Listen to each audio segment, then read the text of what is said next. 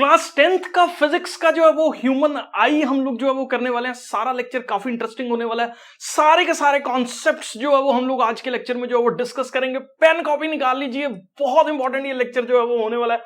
तो सबसे पहले नाम से ही जो है वो पता लग रहा है आंख की बात जो है वो इसके अंदर होने वाली है।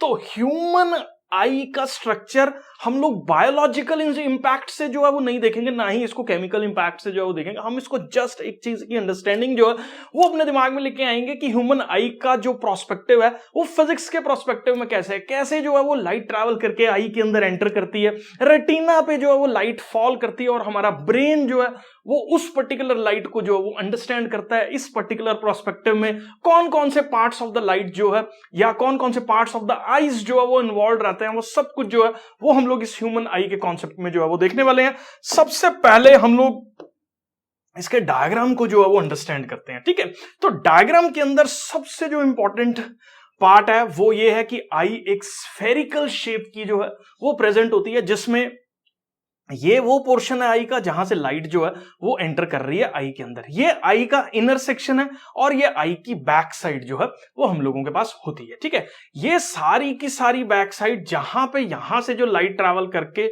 फॉल करती है, इस पर्टिकुलर को हम लोग जो है वो अपने पास क्या बोल देते हैं, रेटिना जो है वो बोल देते हैं। तो रेटिना वो पोर्शन, बैक साइड वाला पोर्शन है हमारी आंख का जहां पे रेज ऑफ लाइट जो है वो मीट करती हैं और यहां से जो भी इमेज इस पर्टिकुलर रेटिना पे बनती है उसका एक सिग्नल जो है वो ट्रैवल करके ऑप्टिकल नर्व के थ्रू हमारे ब्रेन के उस हिस्से में पहुंच जाता है जो हिस्सा देखने के लिए, साइट के लिए जो है वो बना हुआ है। उस particular section of the brain को जो है ये optical nerve signal electrical impulse की फॉर्म में जो है वो ट्रांसफर करती है। तो रेटिना वो पोर्शन हो गया आई का जिसने इमेज को जो है वो अपने ऊपर बना के एक सिग्नल बनाया, इलेक्ट्रिकल इंपल्स बनाई, जिससे सिग्नल जो है वो ट्रैवल किया और ब्रेन ने जो है वो उस पर्टिकुलर चीज को अंडरस्टैंड किया। ठीक है, तो ये सारा का सारा जो है वो फंक्शन है हमारे पास रेटिना का और ऑप्टिकल नर्व का। अब दूसरा ये पार्ट आ रहा है हमारे सामने जो अंडरस्टैंडिंग हम लोगों ने समझनी है कि हम हर एक डिस्टेंस के ऑब्जेक्ट्स को देखने के लिए जो है वो सक्षम है। फ्रॉम 25 सेंटीमीटर जहां से हमें एकदम एक्यूरेट जो है वो देखना शुरू होता है टिल इंफिनिटी, स्टार्स को भी जो है वो हम लोग देख सकते हैं।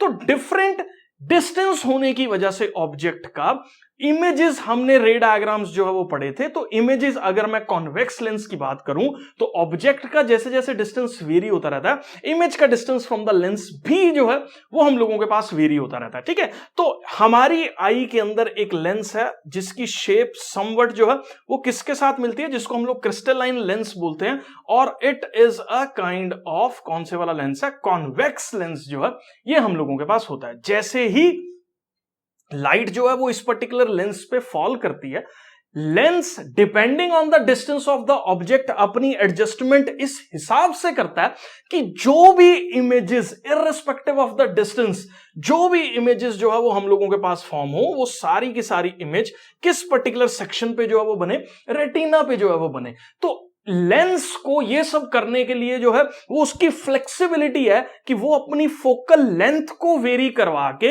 इमेज के डिस्टेंस को हमेशा जो है वो हमारे आई बॉल के डायमीटर के जितना ही रखता है, ताकि सारी की सारी इमेजेस जो है वो इसी पर्टिकुलर रेटिना वाले सेक्शन के अंदर जो है वो फॉर्म हो। तो ये हमारे पास लेंस की जो है वो कैरेक्टरिस्टिक जो है वो हमारे पास होती है। अब क्वेश्चन ये आता है कि लेंस अगर अपनी जो है फोकल लेंथ को चेंज कर सकता है depending on the distance of the object, तो कुछ तो होगा जो उस लेंथ को पतला कर रहा होगा या जो है उस लेंथ को मोटा कर रहा होगा, ताकि सारी की सारी इमेजेस जो है वो इस पर्टिकुलर रेटिना पे जो है वो बन सके।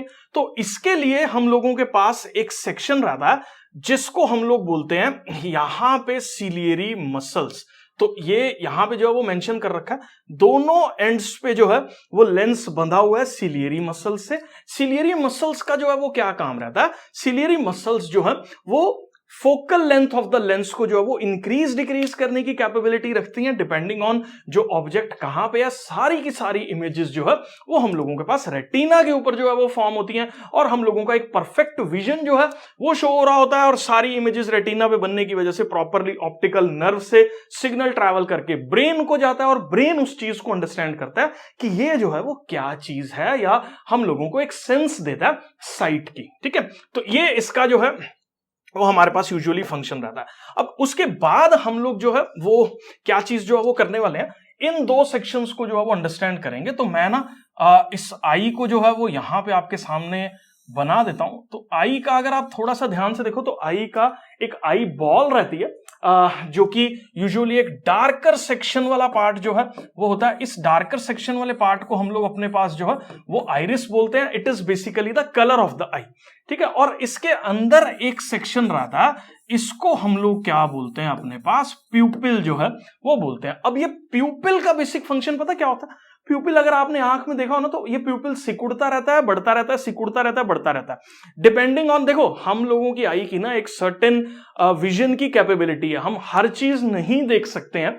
हम लोगों की जो विजन की कैपेबिलिटी है उसमें एक रेंज है कि इतनी से इतनी ब्राइटनेस तक जो है वो हमारी आई देख सकती है प्रॉपरली। ठीक है, तो ये सारा का सारा प्यूपिल का काम रहता है कि अगर बाहर बहुत ज्यादा लाइट है तो प्यूपिल जो है वो थोड़ा सा श्रिंक कर जाता है, छोटे साइज का जो है वो हो जाता है, ताकि आई के अंदर एक ऑप्टिमम अमाउंट ऑफ लाइट जो है वो एंटर कर सके या कम अमाउंट ऑफ लाइट जो है वो एंटर कर सके, जिससे हमारा प्यूपिल जो है वो अपने आप को डायमीटर को जो है वो चेंज और इंक्रीज या डिक्रीज जो है वो कर रहा है, जिस वजह से लाइट जो है वो एक कंट्रोल्ड अमाउंट में जो है वो आई के अंदर एंटर कर रही है। क्योंकि बहुत ज्यादा लाइट एंटर करेगी तो ब्रेन उस पर्टिकुलर लाइट की जो इमेजेस फॉर्म हो रही हैं उन सबको एक साथ रीड करने की कैपेबिलिटी नहीं रखता। इसलिए जो हमारे पास प्यूपिल है वो खुद ही डिसाइड कर लेता है कि अगर बहुत ज्यादा ब्राइटनेस है तो सेंसर है उसके अंदर तो ब्राइटनेस है तो वो अपने आप को श्रिंक कर लेगा, बहुत ज्यादा डार्क है तो वो अपने आप को जो है वो बड़ा कर लेगा, डायमीटर जो है वो अपना इंक्रीज कर लेगा, ताकि ज्यादा से ज्यादा अमाउंट ऑफ लाइट जो है वो प्यूपिल के अंदर जो है वो एंटर कर सके। ठीक है, तो हम लोगों के पास प्यूपिल एक बड़ा मेन सेक्शन है।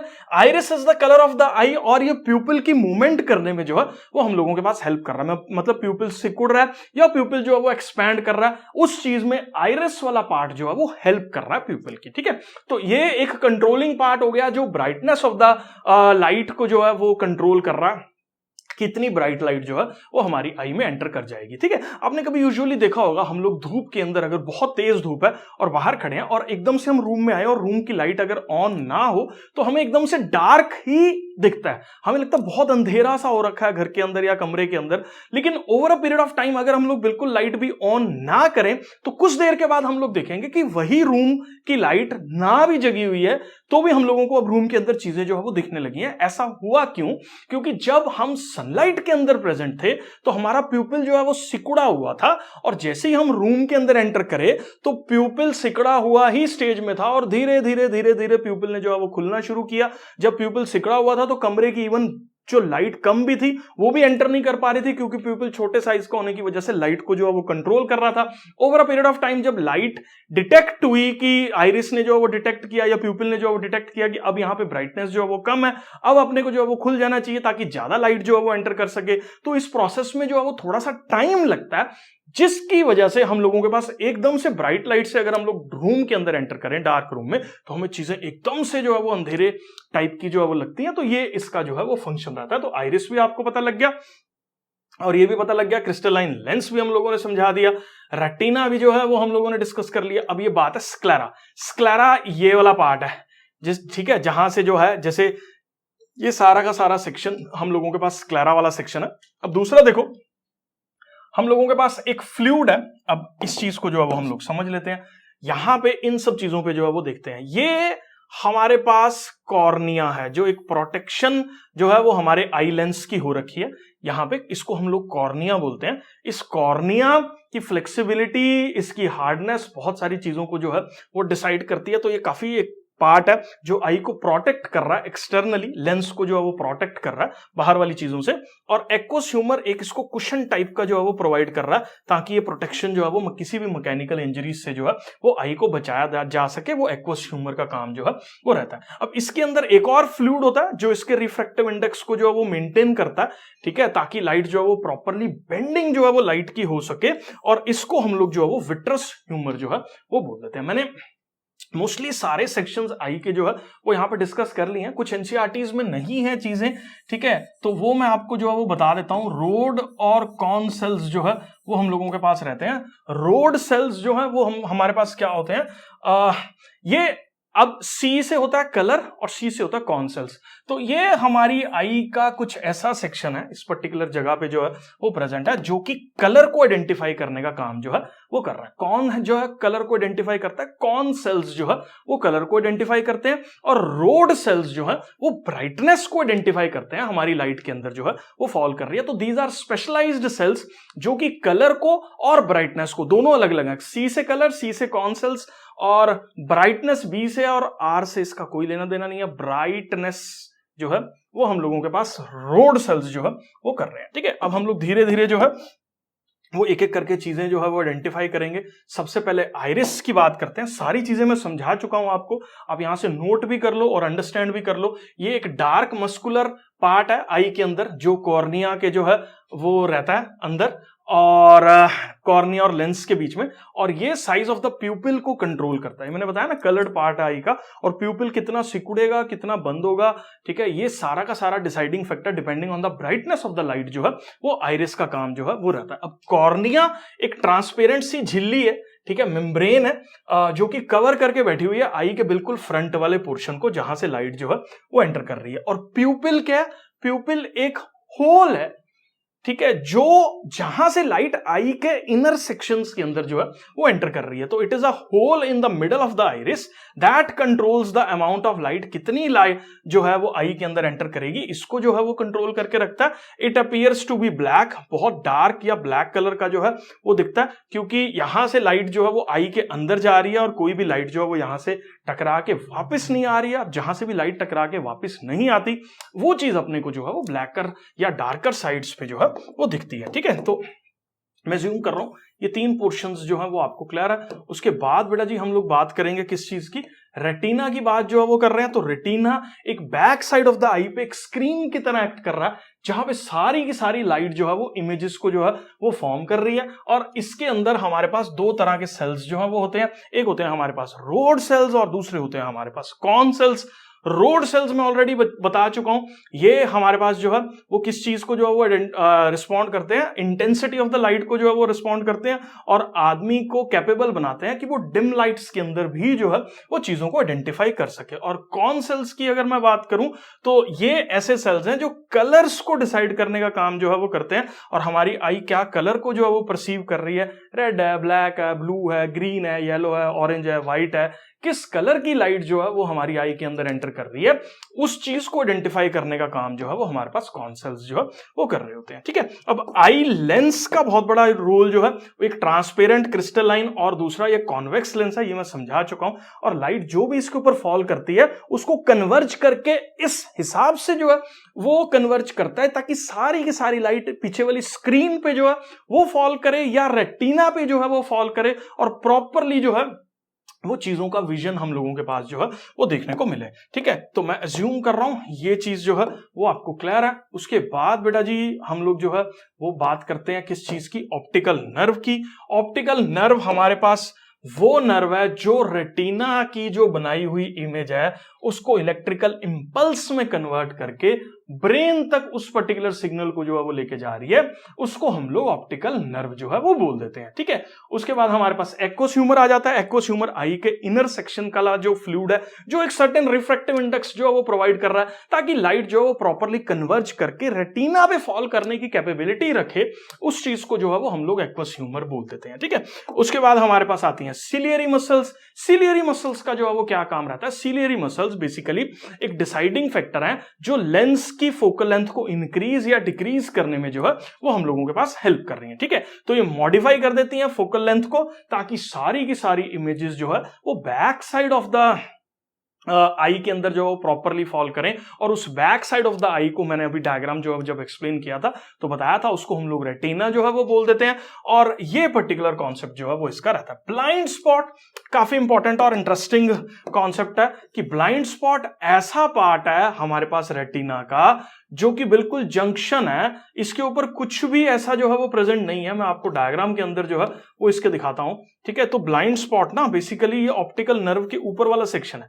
रेटिना यहां तक है, ठीक है, और इसके इधर है जहां से इमेज जो है वो डिटेक्ट होती है। अगर लाइट कन्वर्ज करके जो है वो इस पर्टिकुलर सेक्शन पे फॉल कर जाए, यहां पे जो है वो लाइट फॉल कर जाए, तो ये आपको नहीं दिखेगी, क्योंकि यहां पे ना तो रोड सेल्स है, ना कॉन सेल्स है, ना रेटिना प्रॉपरली जो है वो यहां पे डिफाइंड है। सीधा का सीधा ऑप्टिकल नर्व के ऊपर ही लाइट जो है वो हम लोगों के पास आ गई, जिसकी वजह से जो है वो अपने को नहीं दिखेगा। तो ये हमारे पास जो है वो एक ब्लाइंड स्पॉट हमारे पास जो है वो रहता है।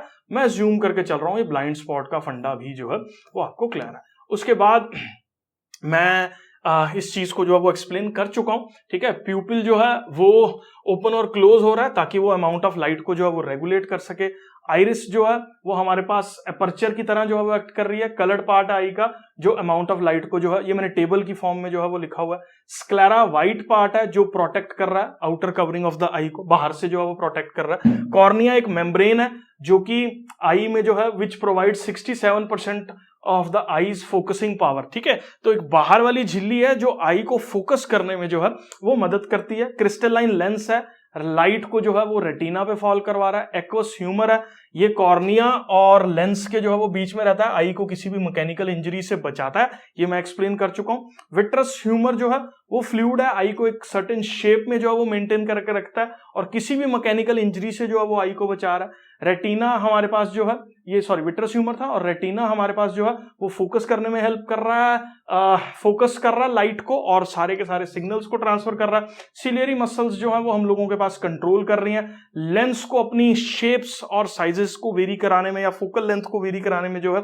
वो हेल्प कर रही हैं, जिसकी वजह से जो है वो हमारे पास प्रॉपर इमेजेस लाइट जो है वो देख सकती है। और ऑप्टिकल नर्व जो है वो हम लोगों के पास क्या है, जो ब्रेन तक सिग्नल को लेके जा रही है। मैं ज़ूम कर रहा हूं, ये क्लियर है। अब आगे कॉन्सेप्ट हमारे पास क्या आता है, there is a concept called least distance of distinct vision. नाम से ही जो है वो पता लग रहा है मिनिमम कितना, सबसे कम कितना डिस्टेंस हो कि हम लोग जो है वो पढ़ पाए, ठीक है। अब मान लो आप पढ़ रहे हो या आप अभी बैठ के नोट्स बना रहे हो, कॉपी को जो है वो इस पर्टिकुलर डिस्टेंस पे ले आओ और try to read what is written, ठीक है, क्या लिखा हुआ है वो रीड करने की कोशिश करो। नहीं दिखेगा आपको, क्योंकि हमारी आई की एक सर्टेन कैपेबिलिटी है जिससे वो आगे जो है वो ट्रांसफर नहीं कर सकती। इसका कारण जो है वो मैं आपको यहां पे समझा देता हूं। अगर आप ना क्या करो, अगर हम लोग ये आई का ये लेंस लेके चलें, ठीक है, और लेंस के अंदर ये ऑब्जेक्ट को यहां रख दें, मतलब फोकस के इधर, तो इसकी अगर आप इमेज की फॉर्मेशन देखोगे ना, तो इसकी इमेज की फॉर्मेशन जो है ना वो पीछे की साइड पे बनती है। ये सिचुएशन आई के साथ भी आती है, पता है, क्योंकि अगर आई की बैक साइड पे जो है वो इमेज बनेगी, यहां रेटिना पे जो है वो कोई इमेज जो है वो हमारे पास फॉल करेगी, तो आपको जो है वो दिखेगा, नहीं तो नहीं दिखेगा। अब आपने क्या किया, ऑब्जेक्ट को जो है वो अपने आई के लेंस के बहुत पास में रख लिया, जिससे वो आई के लेंस की फोकल लेंथ के अंदर वाले दायरे के अंदर जो है वो आ गया, ठीक है। अब इससे ज्यादा कैपेबिलिटी आई के एक्सपैंड करने की नहीं है, क्योंकि मिनिमम स्पेसेस है और इतना ज्यादा जो है वो कैपेबिलिटी नहीं रहती है। 25 के आगे हम लोग हर रेंज तक देख पा रहे हैं, वही एक बहुत बढ़िया बात जो है वो आई लेंस की है। लेकिन 25 से नजदीक, 25 सेंटीमीटर से पहले का प्रॉपरली रीड करना जो है वो पॉसिबल नहीं होता। क्यों? क्योंकि आई का जो ऑब्जेक्ट है वो फोकस और पोल के बीच में आ जाता है। या आपने रे डायग्राम्स जो है वो बट ऑब्वियसली पढ़े होंगे इस चैप्टर को करने से पहले, नहीं तो मेरा पूरा का पूरा एक वन शॉट जो है वो अवेलेबल है, प्लेलिस्ट बनी हुई है, सारे के सारे वन शॉट्स एक साथ क्लास 10th के जो है वो हमने रखे हो, वहां पे आप लोग देख सकते हैं। तो ये सारे के सारे जो हम लोगों के पास इमेजेस हैं इसकी, वो बिहाइंड द ऑब्जेक्ट जो है वो फॉर्म होंगी। आई जो है वो रेटिना के ऊपर बनेगी तभी ना रीड करेगी, ऐसे तो रीड कर ही नहीं पाएगी। ये least distance of distinct vision है भाई। सारे ऑब्जेक्ट्स जो है ना वो इसके इधर रखोगे तो हम लोग पढ़ पाएंगे, नहीं तो हम लोग जो है उस चीज को रीड नहीं कर पाएंगे। यही वो मिनिमम डिस्टेंस है जहां तक हम लोग एकदम साफ, डिस्टिंक्ट मतलब हम लोग डिस्टिंग्विश कर सकते हैं दो अलग अलग चीजों के बीच में, दो अलग अलग वर्ड्स के बीच में, दो अलग अलग कलर्स के बीच में। उसके लिए हमारी आई से मिनिमम एक डिस्टेंस होना चाहिए ऑब्जेक्ट का, ताकि हमारी आई जो है वो एक सर्टेन कैपेबिलिटी के साथ जो है वो चीजों को रीड कर सके। मैं ज्यूम कर रहा हूं बेटा जी, ये फंडा जो है वो आपको क्लियर है। उसके बाद इसको हम लोग जो है वो रीड कर लेते हैं यहां से। तो यहां पे जो है वो क्या लिखा हुआ है, एक मिनिमम डिस्टेंस जहां पे ऑब्जेक्ट जो है वो हमारा मोस्टली डिस्टिंक्ट जो है वो दिखता है बिना किसी स्ट्रेन के, इसको हम लोग अपनी आई का नियर पॉइंट भी बोल देते हैं, मतलब नजदीक वाला पॉइंट जहां से हमारी आई जो है वो चीजों को एकदम से क्लियरली जो है वो देख सकती है। और यंग्स और एडल्ट्स के अंदर जो ये least distance of distinct vision होता है वो हमारे पास 25 सेंटीमीटर के बराबर जो है वो रहता है। उसके बाद हमारे पास टर्म आती है देखो फार पॉइंट। फार पॉइंट क्या है, मैक्सिमम कितनी दूर हम लोग जो है वो देख सकते हैं, दूर तक इन्फिनिटी तक हम लोग जो हमारी आई जो है वो देख सकती है, लेकिन कितनी दूर तक हम लोग प्रॉपरली चीजों को जो है वो रीड कर सकते हैं, वो हम लोगों की पावर को हम लोग जो है वो फार पॉइंट बोल देते हैं। फारदेस्ट पॉइंट वैसे इन्फिनिटी होता है नॉर्मल आई का, क्योंकि हम अपनी नॉर्मल आंखों से रात के स्काई के अंदर स्टार्स को भी देख सकते हैं, which are at a certain thousands of light years away from us, जिसको हम लोग इनफाइनाइट डिस्टेंस जो है वो बोल देते हैं। तो उसको जो है वो हम लोग इजीली देख पाते हैं। ठीक है, तो ये हमारे पास जो है वो किसका कॉन्सेप्ट था, फार पॉइंट का जो है वो कॉन्सेप्ट था। उसके बाद बेटा जी हमारे पास एक टर्म आती है जिसको हम लोग बोलते हैं persistence of vision. The time for which the sensation of the object stage on the retina in the I, it is 1/16 of the second. इसका मतलब मैं आपको समझाता हूं। देखो ये मान लीजिए हमारे पास एक ह्यूमन आई है और इसके ऊपर कोई ऑब्जेक्ट ने जो है, कोई ऑब्जेक्ट की जो है वो इमेज फॉर्म हुई। अब ऑब्वियसली इमेज फॉर्म हुई, यहां से सिग्नल बना, ऑप्टिकल नर्व तक गया और ब्रेन ने जो है वो उसको रीड किया। ये सब होने में टाइम लगता है, क्योंकि इमेज लाइट आएगी, लाइट रेटिना पे फॉल करेगी, सिग्नल इलेक्ट्रिकल इंपल्स में जनरेट होगा, इलेक्ट्रिकल इंपल्स ऑप्टिकल नर्व के थ्रू जाएगी, ब्रेन में जो है उस इमेज को रीड करेगा, ब्रेन अंडरस्टैंड करके आपको बताएगा और फिर जो है वो नेक्स्ट इमेज बनेगी। तो ये सारा प्रोसेस होने में टाइम लग रहा है। मतलब कितनी देर तक हमारे ब्रेन में जो है वो इमेज छपी रहती है, या कितनी देर हमारे ब्रेन को एक चीज को आइडेंटिफाई करने में लग रहे हैं, और उस इमेज को टोटल फॉर्मेशन के प्रोसेस के अंदर इमेज का बनना, रेटिना से ट्रैवल करना, इलेक्ट्रिकल इंपल्स में जनरेट होकर ब्रेन तक पहुंचना, ब्रेन का उस चीज को जो है वो अंडरस्टैंड करना, it is a time taking process. और यूजुअली हमें 1 सेकंड का 16वां हिस्सा जो है वो इस चीज में लगता है। तो 1/16 सेकंड तक जो है वो इमेज हमारी आंखों में जो है वो छपी रहती है। उस दौरान अगर हमें कोई और ऑब्जेक्ट हमारे सामने से जो है वो निकल के जाएगा तो हमारी आई जो है वो उसको रीड नहीं कर पाएगी। इसके लिए बहुत कॉमन एक टर्म आती है हमारे पास, वो रहती है फ्रेम्स पर सेकंड। ठीक है, मतलब हमारी आई कितना एफपीएस जो है वो देख सकती है। तो हमारी आई के अंदर 16 एफपीएस की कैपेबिलिटी जो है, मतलब 16 अलग अलग पिक्चर्स को अगर 1 सेकंड में हमारी आंखों के आगे से निकाला जाए तो our eye has the capability to identify all the 16 pictures. लेकिन अगर वही 1 सेकंड के अंदर हमारी आई के आगे से 17 इमेजेस जो है वो निकाली जाए तो हमारी आई जो है वो कुछ इमेजेस, एक इमेज को जो है वो बीच में से आइडेंटिफाई नहीं कर पाएगी प्रॉपरली। ठीक है, तो क्योंकि उस कैपेबिलिटी के अंदर हमारी आई जो है वो डिजाइंड ही नहीं है। इसी चीज को परसिस्टेंस ऑफ द विजन जो है वो बोल देते हैं। एक सेंसेशन की पावर है जो 1/16 सेकंड तक जो है वो टोटल लगता है, या रेटिना के ऊपर जो है वो इमेज बनी रहती है, इसको 1/16 सेकंड जो है वो लगते हैं। मैं जूम करके चल रहा हूं बेटा जी, परसिस्टेंस ऑफ विजन जो है वो आपको क्लियर है। नेक्स्ट टर्म जो है वो हम लोग देखने वाले हैं, जिसको हम लोग क्या बोल देते हैं अपने पास जो है वो पावर ऑफ एकोमोडेशन जो है वो बोल देते हैं। मतलब हमारी आई, मैंने अभी आपको बताया कि from 25 centimetre till infinity different distances of the object को जो है वो क्लियरली आइडेंटिफाई करने की कैपेबिलिटी जो है वो रखती है। ऑब्जेक्ट का डिस्टेंस यू कहीं पे भी हो, फोकल लेंथ इस हिसाब से जो है वो एडजस्टमेंट करती है कि सारी की सारी इमेजेस जो है वो हम लोगों के पास back side of the retina या रेटिना के back side of the eye, यानी कि रेटिना के ऊपर जो है वो फॉर्म हो। तो इसी चीज को जो है वो हम लोग सिलियरी मसल्स की पावर से जो है वो अंडरस्टैंड करते हैं। तो एबिलिटी है सिलियरी मसल्स की आई की फोकल लेंथ को एडजस्ट करने की, ताकि सारे के सारे इमेजेस जो है वो रेटिना के ऊपर ही जो है वो फॉर्म हो। इसी चीज को जो है वो हम लोग अपने पास पावर ऑफ एकोमोडेशन जो है वो बोल देते हैं। अब हमारे पास एक टर्म आती है जिसको हम लोग क्या बोलते हैं, कलर ब्लाइंडनेस। तो कलर ब्लाइंडनेस एक ऐसा डिफेक्ट है जिसमें हमारी बॉडी के अंदर जो, या आईज के अंदर जो कॉन सेल्स जो वो प्रेजेंट होते हैं वो प्रॉपरली फंक्शन ना करें, क्योंकि कलर ब्लाइंडनेस में आदमी कलर जो है वो डिटेक्ट नहीं कर पाता। कलर ब्लाइंडनेस भी काफी तरह की रहती है। कई बार किसी आदमी में कैपेबिलिटी होती है कि वो एक सर्टेन कलर को जो है वो डिटेक्ट ना कर पाए। ठीक है, तो ये बहुत सारी डिफरेंट कैटेगरीज और लेवल्स ऑफ कलर ब्लाइंडनेस जो है वो होते हैं। कई लोग होते हैं सिर्फ रेड को ही डिटेक्ट नहीं कर पा रहे, कई ब्लू कलर को डिटेक्ट नहीं कर पाते। ठीक है, तो ये डिपेंड करता है पर्सन टू पर्सन, या जो उसके अंदर कितनी वेरिएशन जो है वो कॉन सेल्स के अंदर जो है वो आई है। तो कलर ब्लाइंडनेस एक ऐसा प्रॉब्लम बोल लो, it's not a disease, it's a kind of system जो हमारी आई की कैपेबिलिटीज को जो है वो हिंडर कर रहा है। डिफरेंट कलर्स को देखने की या डिस्टिंग्विश करने की, ठीक है। इसको जो है वो हम लोग कलर ब्लाइंडनेस जो है वो बोल देते हैं। अब इसके बाद दो क्वेश्चंस या कॉन्सेप्ट्स हमारे पास आएंगे जो काफी ज्यादा इंपॉर्टेंट हैं हम लोगों के पास, उसको हम लोग जो है वो नहीं छोड़ के जा सकते, और बोर्ड्स के अंदर इनके ऊपर इन दोनों में से एक क्वेश्चन आना पक्का ही है और कोई भी इसको जो है वो नहीं रोक सकता। कॉन्सेप्ट आता है हमारे पास किस चीज का? मायोपिया का। और दूसरा कॉन्सेप्ट हम लोगों के पास आएगा हाइपरमेट्रोपिया का। तो मायोपिया हम लोगों के पास जो है वो क्या होता है? ये एक प्रॉब्लम है आई की, डिफेक्ट है आई का। इसको हम लोग डिसीज नहीं बोल सकते, it is not a disease. Disease में हमारी बॉडी किसी चीज को जो है वो खराब हो रही होती है, कुछ हो रहा होता है, ये एक डिफेक्ट है, मतलब आई की कैपेबिलिटी खत्म हो गई है, ठीक है। तो ये एक, इसलिए इसको डिफेक्ट्स इन द आई बोला, डिसीज इन द आई जो है वो नहीं टर्म हमने यूज की। तो ये एक ऐसी बीमारी है जिसके अंदर आदमी की जो दूर की नजर है, हमारे पास क्या हो रहा है, दूर की विजन जो है वो खराब हो रही है, ठीक है। आदमी को दूर का जो है वो सही नहीं दिखता। तो मायोपिया इज बेसिकली दूर की नजर जो है वो कमजोर होना, ठीक है।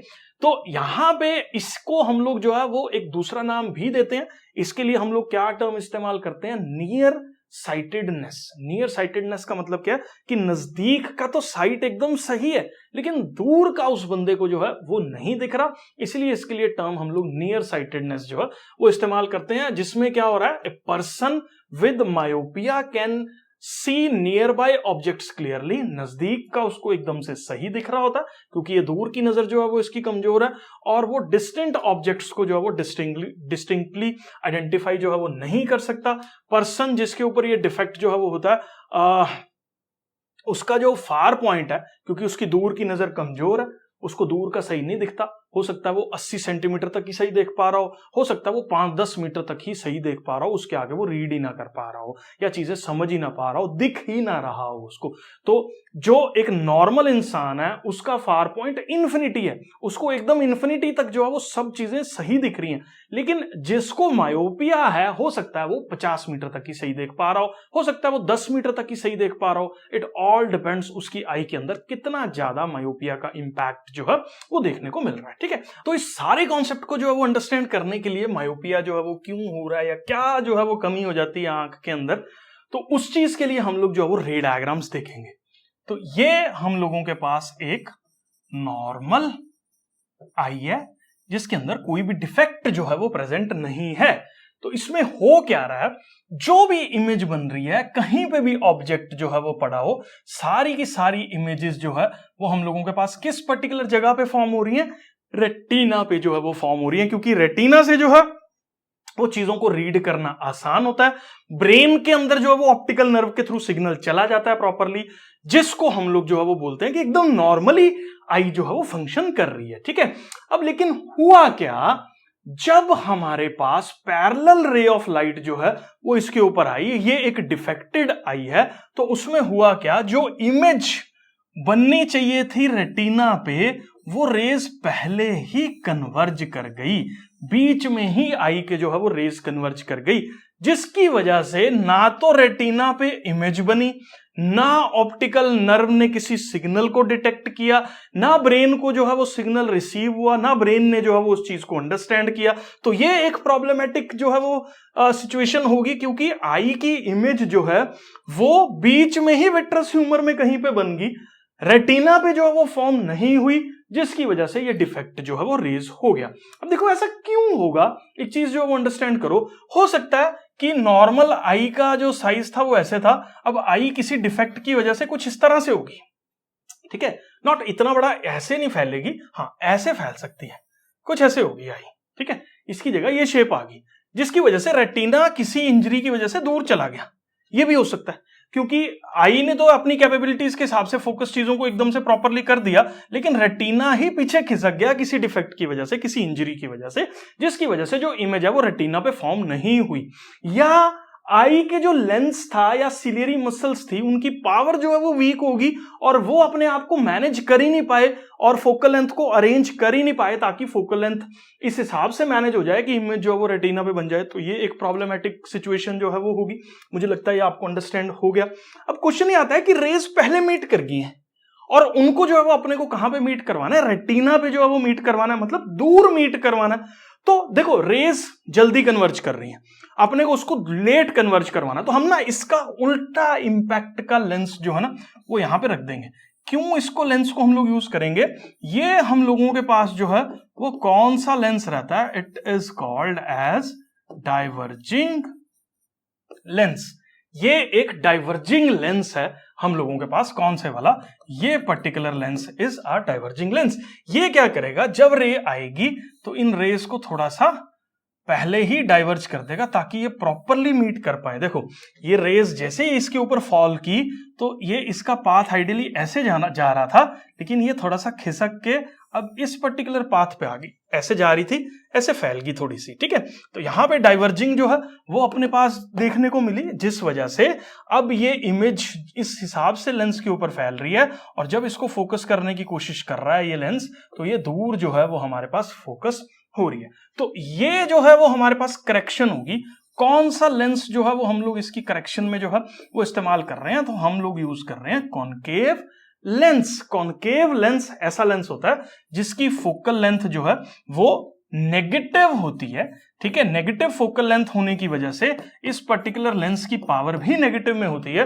तो जो भी बच्चे नेगेटिव नंबर का चश्मा -2, -4, -5 नेगेटिव नंबर वाला चश्मा जो है वो डाल रहे होते हैं, उन बच्चों को जो है वो मायोपिया होता है, ठीक है। और ये मायोपिया ही जो है वो बच्चों के अंदर होता है, क्योंकि जो दूसरे वाला डिफेक्ट है जिसमें नजदीक की नजर जो है वो कमजोर होती है, वो यूजुअली 40s के बाद जो है वो आता है, लेकिन मेरे को काफी जल्दी जो है वो आ गया। हम लोगों का स्क्रीन टाइम यूजुअली जो है वो कई बार यूट्यूब पे काम करने की वजह से या क्लासरूम में लेक्चर्स बोर्ड्स पे या आईपैड्स पे लेने की वजह से जो है वो जल्दी इस चीज को जो है वो अचीव कर लिया। मेरे को भी जो है वो दूसरा चश्मा लगा हुआ है लेंस वाला, जिसमें हाइपरमेट्रोपिया वाला केस है, नजदीक का जो है वो प्रॉपरली नहीं कई बार फोकस हम लोग कर पाते, ठीक है। तो लेकिन ये बच्चों में जो है वो ये कैपेबिलिटी नहीं है, ठीक है। तो ये जो है वो मायोपिक नॉर्मल आई, ये डिफेक्टेड आई जिसमें जल्दी जो है वो मीट कर गया, और अगले वाला हमने करेक्टेड लेंस जो है वो लगा दिया जिसने डाइवर्ज करके रेस को प्रॉपरली जो है वो मीट करवा दिया, और रेटिना पे जो है वो इमेज फॉर्म हो रही है। अब आते हैं हम लोग इसके डिफेक्ट पे। अब डिफेक्ट क्या है इसका, कि या तो कर्वेचर ही आई लेंस का इतना ज्यादा हो गया कि रेज जो है वो बहुत ही जल्दी मीट कर गई, या एलोंगेशन होगी आई बॉल की। ये मैंने अभी आपको समझाया, आई बॉल ही एलोंगेट कर गई किसी डिफेक्ट की वजह से, जिससे इमेजेस जो है वो पहले मिल रही हैं, ठीक है। अब इसको इसके लिए डिफेक्ट के लिए हम लोग क्या करते हैं, कॉनकेव लेंस का जो है वो इस्तेमाल करते हैं। क्यों, क्योंकि ये एक डाइवर्जिंग लेंस है, जिससे इस डिफेक्ट को जो है वो क्या किया जा सकता है, करेक्ट जो है वो किया जा सकता है। मैं अज्यूम करके चल रहा हूं बेटा जी, ये मायोपिया का पूरा फंडा जो है वो आपको क्लियर है। पेपर में ये यूजुअली कई बार 5 नंबर का क्वेश्चन आ जाता है।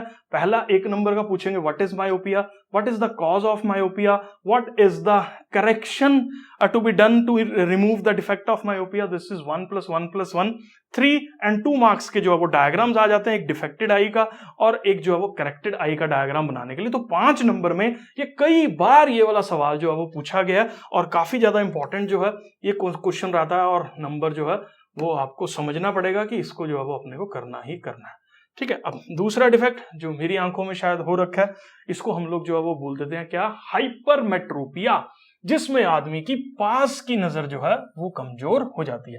पिछले वाले केस में हमने क्या पढ़ा था, दूर की नजर जो है वो कमजोर हो रही है, और इस पर्टिकुलर केस में हम लोग जो है वो क्या पढ़ रहे हैं कि पास की नजर जो है वो कमजोर हो रही है। तो हाइपरमेट्रोपिया के अंदर पास की नजर कमजोर होगी, इसका मतलब नियर साइटेडनेस तो रही नहीं, फार साइटेडनेस एकदम सही है, दूर का जो है वो अपने को सही दिख रहा है, तो इसलिए फार साइटेडनेस जो है वो इसके अंदर रहती है।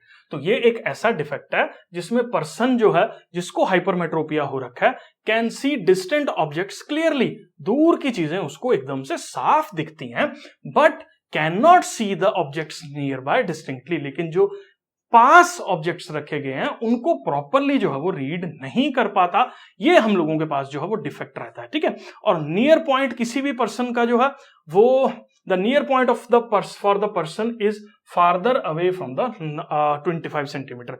तो यूजुअली देखो, अगर हम नॉर्मल आई की बात करें तो नॉर्मल आई जो है वो 25 सेंटीमीटर से आगे तक क्लियरली जो है वो देख पाती है। लेकिन जो हाइपरमेट्रोपिया वाला पर्सन है उसको 25 छोड़ो, हो सकता है 30 तक, 35 तक, 40 तक ही सही ना दिख रहा हो। ठीक है, अब जैसे हमने देखा था ना मायोपिया के केस में इन्फिनिटी तक जो है वो नॉर्मल आई का फार पॉइंट है, इन्फिनिटी तक एक नॉर्मल बंदे को जो है वो सही दिख रहा होता है। लेकिन जिसको मायोपिया हो गया, जिसकी दूर की ही नजर कमजोर होगी, उसको इन्फिनिटी छोड़ो हो सकता है 20 सेंटीमीटर तक या 50 सेंटीमीटर तक, 100 सेंटीमीटर तक जो है वो सही ना दिख रहा हो। तो ये चीज जो है वो आपको अंडरस्टैंड करनी है। ठीक है, तो इसके अंदर जो है वो आदमी को 25 सेंटीमीटर तक नहीं सही दिख रहा होता, इवन उसको और दूर रखना पड़ता है ऑब्जेक्ट को सही से जो है वो अंडरस्टैंड करने के लिए। इवन जब मेरे को ये हुआ था तो मैं अगर एनसीईआरटी की किताब में कई बार छोटा छोटा लिखा होता है और कई बार क्वेश्चन पढ़ने के लिए मेरे को बुक को ना ऐसे ऐसे ऐसे ऐसे करके रखना पड़ता था, क्योंकि यहाँ से मैं पढ़ता था, यहाँ से रीड ही नहीं कर पा रही थी, यहाँ पे रख के जो है वो उसको रीड करना पड़ता। मेरे को समझ में आया भैया शायद हाइपरमेट्रोपिया हो गया, मेरे को यहाँ पे डिटेक्ट करवा रहा था, हो नहीं रहा था। वो कह रहे अभी आपकी एज छोटी है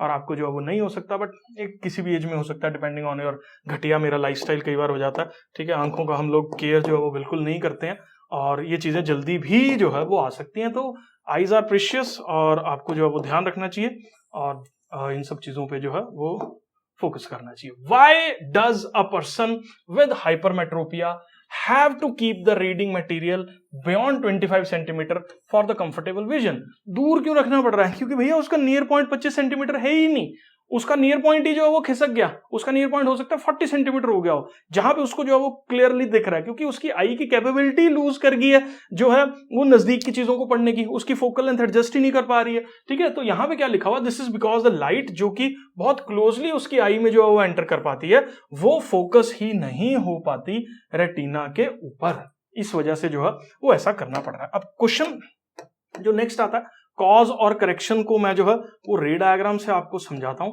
इसके रे डायग्राम से ही सब चीज जो है वो आपको क्लियर दिखने लग जाएगी।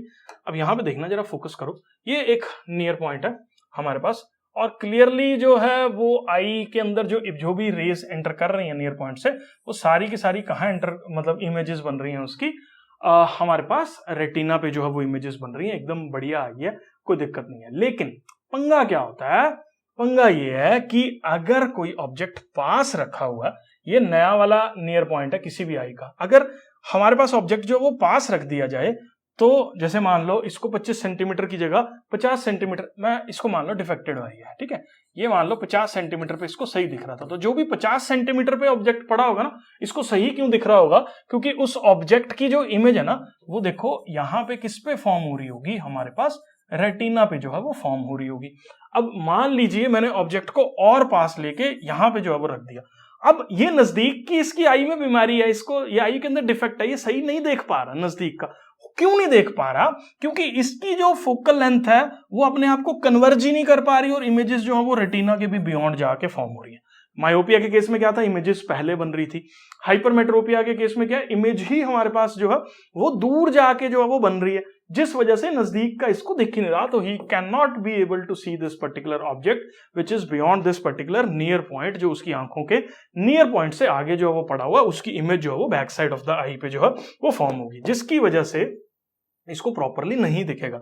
अब क्वेश्चन ये आता है, दूर कन्वर्ज हो रही है, नजदीक कन्वर्ज करवानी है, तो कन्वर्ज अपने को पहले करवानी है, तो ऑब्वियसली हम लोग एक ऐसा लेंस जो है वो इस्तेमाल करेंगे जो थोड़ी सी कन्वर्जिंग खुद से कर ले और थोड़ी सी कन्वर्जिंग ये लेंस कर ले, मतलब इसका एक बाई पार्ट जो है भाई बंधु बन के जो है वो रहे, ताकि इसका थोड़ा सा काम ये निपटा दे और आई को जो है वो इस हिसाब से लाइट को जो है वो कन्वर्ज कर दे, ताकि ये सारा का सारा सिस्टम, देखो यहाँ पे लाइट जो थी वो सीधी चली गई, अब यहां से सीधी नहीं गई, यहां से क्या हुआ, थोड़ी सी बेंडिंग इसने कर दी और थोड़ी बची हुई बेंडिंग इसने कर दी, ताकि प्रॉपरली लाइट जो है वो यहां पे आके मीट कर गई। तो ये कौन सा लेंस हमने इसके करेक्शन के लिए लगाया, इसको हम लोग जो है वो क्या बोल देते हैं, it is known as convex lens बोल देते हैं। कॉन्वेक्स लेंस की जो फोकल लेंथ है वो पॉजिटिव में रहती है, तो ऐसे लोगों के जो चश्मे की पावर का नंबर होता है वो प्लस का नंबर जो है वो रहता है। तो ये एक करेक्टेड आई है जो हम लोगों के पास हाइपरमेट्रोपिया की डिफेक्ट को खत्म करने के लिए जो है वो बनाई गई है। मैं अज्यूम करके चल रहा हूं ये जो है वो क्लियर है। अब इसका डिफेक्ट ये आ क्यों रहा है, हो सकता है आई बॉल छोटी होगी हो, ठीक है, आई बॉल ही जो है वो हमारे पास छोटी होगी हो ताकि इमेज ही पीछे बन जाए, कोई डिफेक्ट की वजह से, कोई इंजरी की वजह से, कुछ किसी भी चीज की वजह से। दूसरा, कई बार ऐसे हो जाता है कि ये लेंस की ही कैपेबिलिटी नहीं हो रही कि भैया उसकी फोकल लेंथ को रिड्यूस करके नजदीक जो है वो कन्वर्ज कर दे। वो लेंस ही नहीं कर पा रहा, उसकी सिलेरी मसल्स की पावर ही वीक होगी हुई है और वो कन्वर्ज ही नहीं कर पा रहा चीजों को, जिस वजह से इस तरह की समस्या जो है वो हम लोगों के पास देखने को मिलती है। तो एक बार इसको जो है वो हम लोग कॉन्सेप्चुअली यहां से देख लेते हैं। तो कॉज क्या है, डिफेक्ट क्या है कि फोकल लेंथ जो है वो लंबी हो गई है लेंस की, आई बॉल का साइज जो है वो छोटा हो गया, जिस वजह से ऐसा देखने को मिल रहा है। अब इस डिफेक्ट को जो है वो हम लोग कैसे दुरुस्त कर सकते हैं, ये चीज जो है वो हम लोग अंडरस्टैंड कर चुके हैं। तो कैन बी करेक्टेड बाय कौन सा लेंस जो है वो इस्तेमाल करेंगे, कॉन्वेक्स लेंस जो है वो हम लोग इस्तेमाल कर रहे हैं, जिसकी वजह से जो है वो रेटिना के ऊपर ही इमेजेस जो है वो कन्वर्ज कर जाएंगी, जल्दी कन्वर्ज कर जाएंगी और इमेज जो है वो हमारे पास फॉर्म हो जाएगी। मैं ज्यूम करके चल रहा हूं बेटा जी, आपको हाइपरमेट्रोपिया का पूरा कॉन्सेप्ट जो है वो क्लियर है। बस हमारे पास ना कुछ न्यूमेरिकल्स आते हैं जो मायोपिया और हाइपरमेट्रोपिया के रहते हैं, वो मैं जो है वो अलग से एनसीईआरटी के सॉल्यूशन में कभी डाल दूंगा, लेकिन मायोपिया के न्यूमेरिकल में क्या करना है वो मैं आपको थोड़ा सा समझा देता हूं और हाइपरमेट्रोपिया के न्यूमेरिकल में क्या करना है। देखो, लेंस का जो फॉर्मूला रहता है 1/f is equal to 1/v minus 1/u जो है वो रहता है। मायोपिया पता है सबको, दूर की नजर कमजोर है, और हाइपरमेट्रोपिया का मतलब होता है नजदीक की नजर कमजोर होना। ठीक है, अब इसके न्यूमेरिकल्स में यूजुअली क्या गिवन होता है, मायोपिया में फार पॉइंट गिवन होता है। नॉर्मल बंदे का फार पॉइंट कितना होता है हमारे पास, नॉर्मल बंदे का जो फार पॉइंट होता है वो हमारे पास इन्फिनिटी होता है, लेकिन जो मायोपिया वाला बंदा है उसको दूर तक नहीं दिख रहा, वो सिर्फ 80, 90, 100, 1000 सेंटीमीटर तक ही जो है या 50 सेंटीमीटर तक ही जो है वो देख पा रहा है। तो ये क्वेश्चन न्यूमेरिकल के अंदर जो है वो क्या गिवन होगा, आपको गिवन होगा कि फार पॉइंट जो है of a myopic I is 80 centimetre, कौन सा लेंस जो है वो इस्तेमाल करे उसको करेक्ट करने के लिए। इस तरह का क्वेश्चन जो है वो आपसे पूछा जाता है। ठीक है, तो जब भी हम लोगों के पास फार पॉइंट की बात हो रही है, इसका मतलब 80 सेंटीमीटर तक जो है वो बंदे को सही दिख रहा है, मतलब 80 सेंटीमीटर तक बंदा सही देख रहा है। आप इसको ना ऐसे समझो, ये मान लो आई का लेंस है, ये बंदा 80 सेंटीमीटर के ऑब्जेक्ट को एकदम से जो है वो सही से देख पाता है 80 सेंटीमीटर तक के ऑब्जेक्ट को। 80 सेंटीमीटर के बाद जो ऑब्जेक्ट पड़ा हुआ वो उसको सही नहीं दिख रहा। तो पंगा हमारे पास क्या है कि हमने जो इमेज है उसको इस तरीके से फॉर्म करना है, ऑब्जेक्ट को इस तरीके से रखना है या लेंस को इस तरीके से बनाना है ताकि हमें सारा कुछ जो है वो क्लियर दिखे। वो कैसे हम लोग करते हैं ऐसे केसेस में, देखो अपने को कहां तक सही देखना है, ऑब्जेक्ट कहां तक एकदम सही दिखना चाहिए। हमारी जो कोशिश रहती है कि ऑब्जेक्ट हमें जो है वो इंफिनिटी तक एकदम सही दिखे, मतलब ऑब्जेक्ट इंफिनिटी पे भी पड़ा हो तो भी हमारी आंख जो है वो उसको देख पाए, तो इंफिनिटी तक ऑब्जेक्ट हो। अब उस इंफिनिटी वाले ऑब्जेक्ट की अगर इमेज मैं अपनी आई की कैपेबिलिटी के हिसाब से 80 सेंटीमीटर की रेंज में बना दूं, क्योंकि देखो समझो यार, मेरी आई को 80 सेंटीमीटर तक एकदम सही दिख रहा है क्योंकि मेरी आई का फार पॉइंट 80 सेंटीमीटर है, मेरी दूर की नजर कमजोर है, 80 तक मेरे को एकदम सही दिख रहा है। तो दूर के ऑब्जेक्ट्स की अगर मैं इमेज को बना के 80 पे लाके खड़ा कर दूं तो मैं तो उसको एकदम से आराम से पढ़ पाऊंगा ना, क्योंकि मेरी आई की कैपेबिलिटी 80 सेंटीमीटर तक चीजों को एकदम सही रीड करने की है। ठीक है, तो जैसे ही आप इस कॉन्सेप्ट को समझो तो मेरा मोटिव रहता है जो भी दूर के ऑब्जेक्ट्स हो उनकी एक इमेज बन जाए 80 सेंटीमीटर पे, ताकि इस बंदे को जो है वो क्लियरली दिख जाए। क्योंकि अगर मैंने 80 सेंटीमीटर तक लाके किसी भी ऑब्जेक्ट की एक सूडो इमेज बना दी एक पर्टिकुलर जगह पे, उसको दिखने लग गया कि यार ये ऑब्जेक्ट पड़ा हुआ, तो वो एकदम से अपने आप पढ़ पाएगा। तो इसलिए जो भी मायोपिया का न्यूमेरिकल है उसके अंदर u को आपको माइनस इंफिनिटी लेना है, v को आपको माइनस फार पॉइंट लेना है, और यहां से जो है वो आप फोकल लेंथ की वैल्यू जो है वो निकाल सकते हो। v को फार पॉइंट क्यों लिया, क्योंकि मैं जो भी दूर की इमेजेस हैं वो लाके एक इमेज जो है वो मैं पहले बना दूंगा 80 सेंटीमीटर पे, जहां से बंदा खुद ही पढ़ पाएगा। ठीक है, तो ये चीज है इस चीज का मायोपिया का कॉन्सेप्ट। अब हाइपरमेट्रोपिया के न्यूमेरिकल में क्या दिया होता है, हाइपरमेट्रोपिया के न्यूमेरिकल में दे रखा होता है नियर पॉइंट। तो नियर पॉइंट हम लोगों के पास जो है वो क्या है 25 सेंटीमीटर है।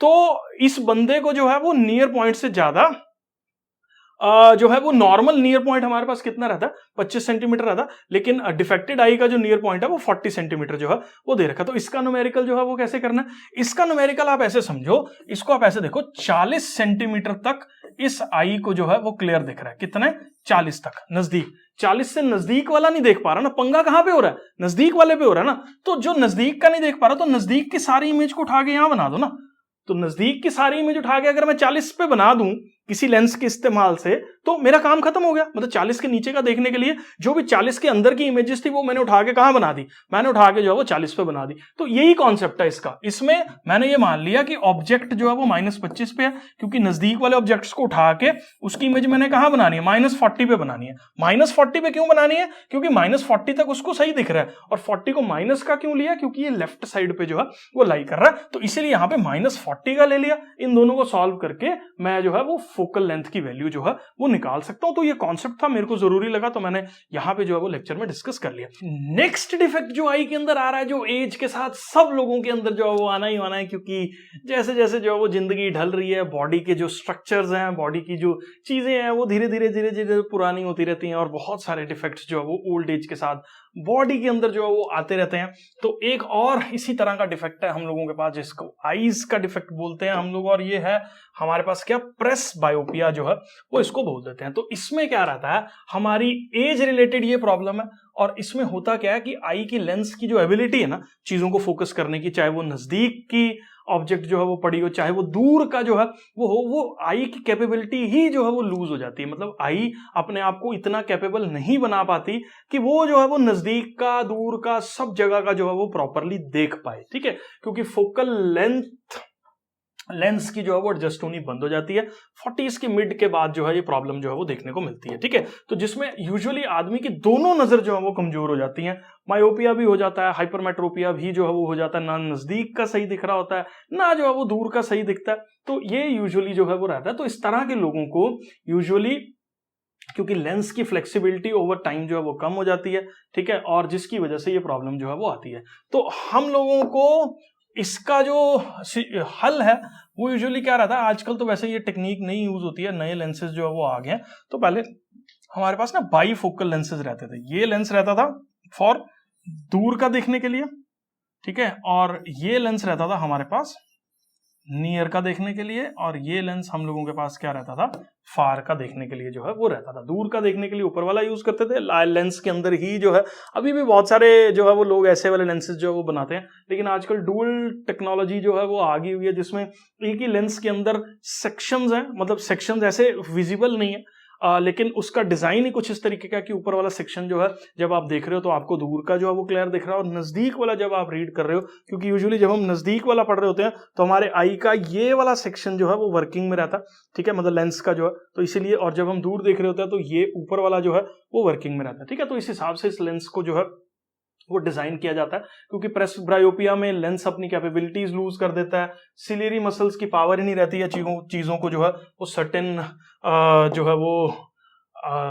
इस हिसाब से मैनेज करने की, ताकि वो प्रॉपरली जो है वो दिख सके। ठीक है, तो ये प्रेस बायोपिया हमारे पास जो है वो रहता है। उसके बाद टर्म आती है डिफेक्ट्स आई के, जो है वो खत्म। अब हम लोग जो है वो देखेंगे प्रिज्म का जो है वो काम देखेंगे। तो प्रिज्म हम लोगों के पास क्या है, इस पे फोकस करते हैं। ठीक है, तो ये एक रेक्टेंगुलर 3 डायमेंशनल स्ट्रक्चर है, पिरामिड के जैसा। इसको हम लोग जो है वो प्रिज्म बोल देते हैं, पिरामिड की शेप का है।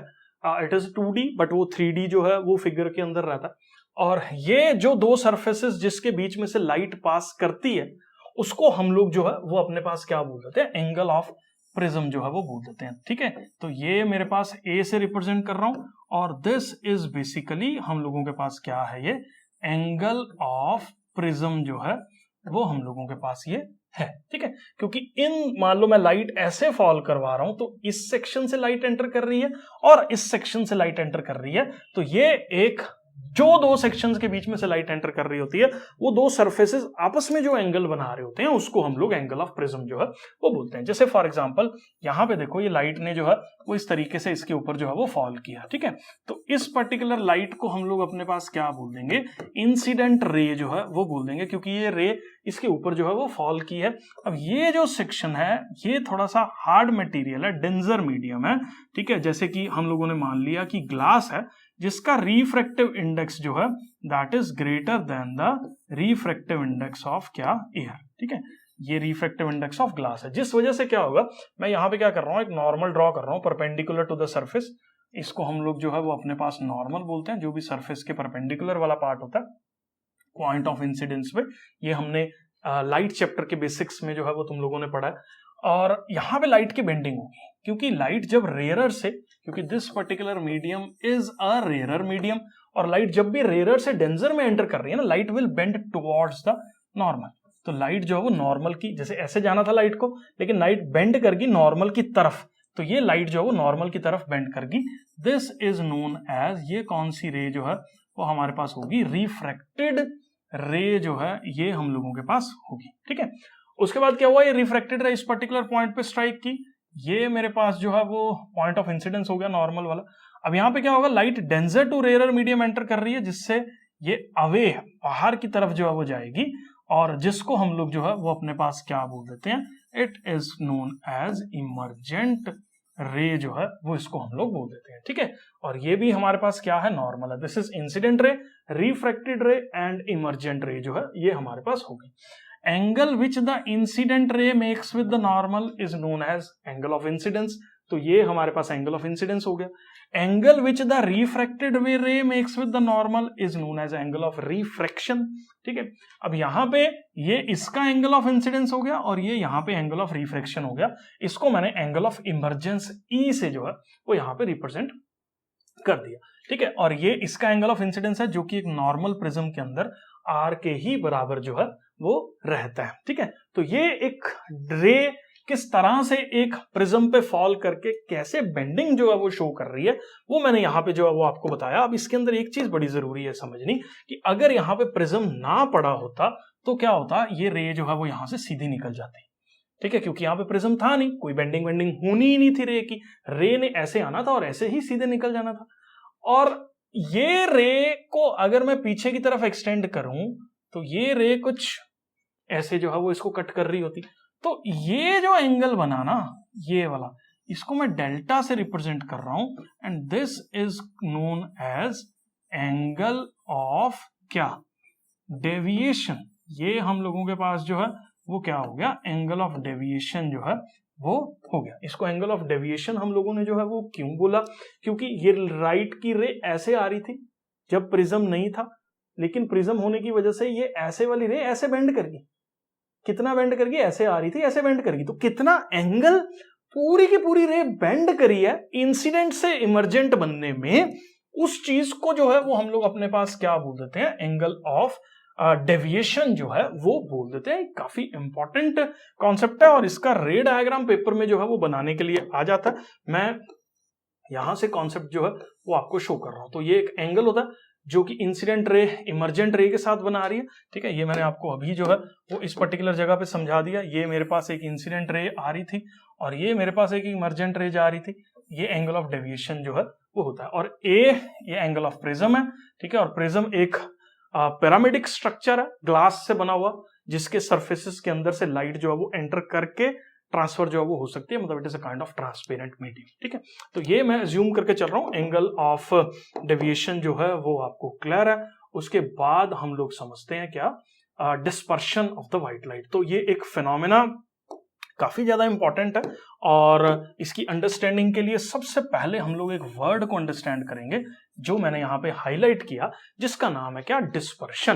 तो जब भी व्हाइट लाइट, देखो ये न्यूटन के एक्सपेरिमेंट्स हैं, न्यूटन ने लाइट के अंदर भी अपना योगदान जो है वो दे रखा है। तो न्यूटन के एक्सपेरिमेंट्स में चीजें क्या जो है वो हम लोगों को बता रही है कि जब भी हम लोगों के पास कोई भी व्हाइट लाइट जो है वो एक प्रिज्म के अंदर से पास करती है, तो उस पर्टिकुलर व्हाइट लाइट के 7 अलग अलग टुकड़े जो है वो हो जाते हैं, या वो 7 अलग अलग कलर्स के अंदर जो है वो स्प्लिट कर जाती है, और उन कलर्स से जो है वो हमारे पास यहाँ पे रेनबो का फॉर्मेशन होता है। तो VIBGYOR, इसको देखो लर्न करने का क्या तरीका हो गया, it is called as VIBGYOR. तो विबग्योर से मतलब क्या है, V से वॉयलेट, I से इंडिगो, B से ब्लू, G से ग्रीन, Y से येलो, O से ऑरेंज एंड R से रेड। तो विबग्योर जो है वो हम लोगों के पास ये बन गया। ठीक है, तो ये डिफरेंट कलर्स के अंदर अगर आप देखोगे तो सबसे नीचे की साइड पे जो व्हाइट लाइट जब बेंडिंग होके इस प्रिज्म के अंदर से बाहर निकलेगी, तो सबसे नीचे वाली साइड पे जो है वो वायलेट कलर रहता है, फिर उसके बाद इंडिगो रहता है, फिर ब्लू रहता है, फिर ग्रीन रहता है, फिर येलो रहता है, फिर ऑरेंज रहता है, और फिर जो है वो हमारे पास रेड वाला कलर जो है वो होता है। ठीक है, यहाँ पे थोड़ा पिंकिश शेड में जो है वो बनाया हुआ है, इसको आप इग्नोर कर दो। कलर्स को एनसीईआरटी में डायग्राम में कुछ इसी तरीके से जो है वो दे रखा था, लेकिन आपको एक चीज जो अंडरस्टैंड करनी है वो ये कि splitting of the white light into different colours is known as dispersion. और प्रिज्म के अंदर जो डिस्पर्शन होती है उसके अंदर जो सबसे नीचे वाली लाइट की रे, जो सबसे ज्यादा बेंड करने वाली लाइट की रे होती है वो हम लोगों के पास वॉयलेट होती है। उसके बाद इंडिगो, और जो सबसे कम वाली जो बेंडिंग की रे रहती है वो हमारे पास जो है वो रेड वाली रे जो है वो होती है। तो violet light bends the most and red bends the least. ठीक है, लीस्ट जो है वो रेड बेंड कर रही है और मोस्ट जो है वो वॉयलेट लाइट जो है वो बेंड करती है जब भी स्प्लिटिंग ऑफ द लाइट जो है वो हम लोगों के पास देखने को मिलती है। और इसी व्हाइट लाइट का जो है वो 7 डिफरेंट कलर्स में टूटना, तो इसके लिए हम लोग एक टर्म और रिप्रेजेंट जो है वो करते हैं जिसमें रेंज ऑफ कलर्स जो है वो बताए जाते हैं कि कौन से कलर से लेके कौन से डिफरेंट वेवलेंथ ऑफ कलर्स तक जो है वो लाइट स्प्लिट करके जो है वो टूट रही है। इसी चीज के लिए हम लोग एक नई टर्म इस्तेमाल करते हैं जिसको अपने पास हम लोग जो है वो स्पेक्ट्रम भी जो है वो बोल देते हैं। अब स्पेक्ट्रम की डेफिनेशन जो है वो हम लोगों के पास यहाँ पे आ रही है।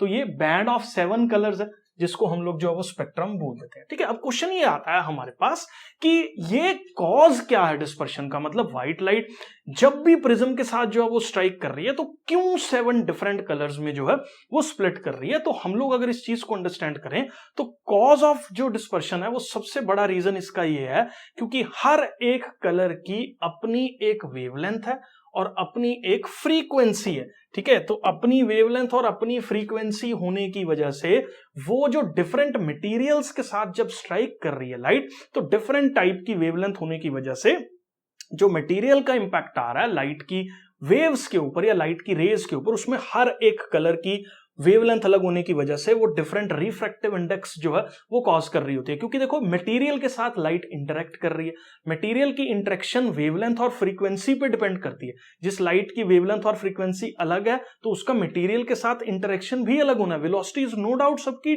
सेम है, वेलोसिटीज में फर्क नहीं है क्योंकि light is moving with a velocity of 3 × 10⁸ metre per second.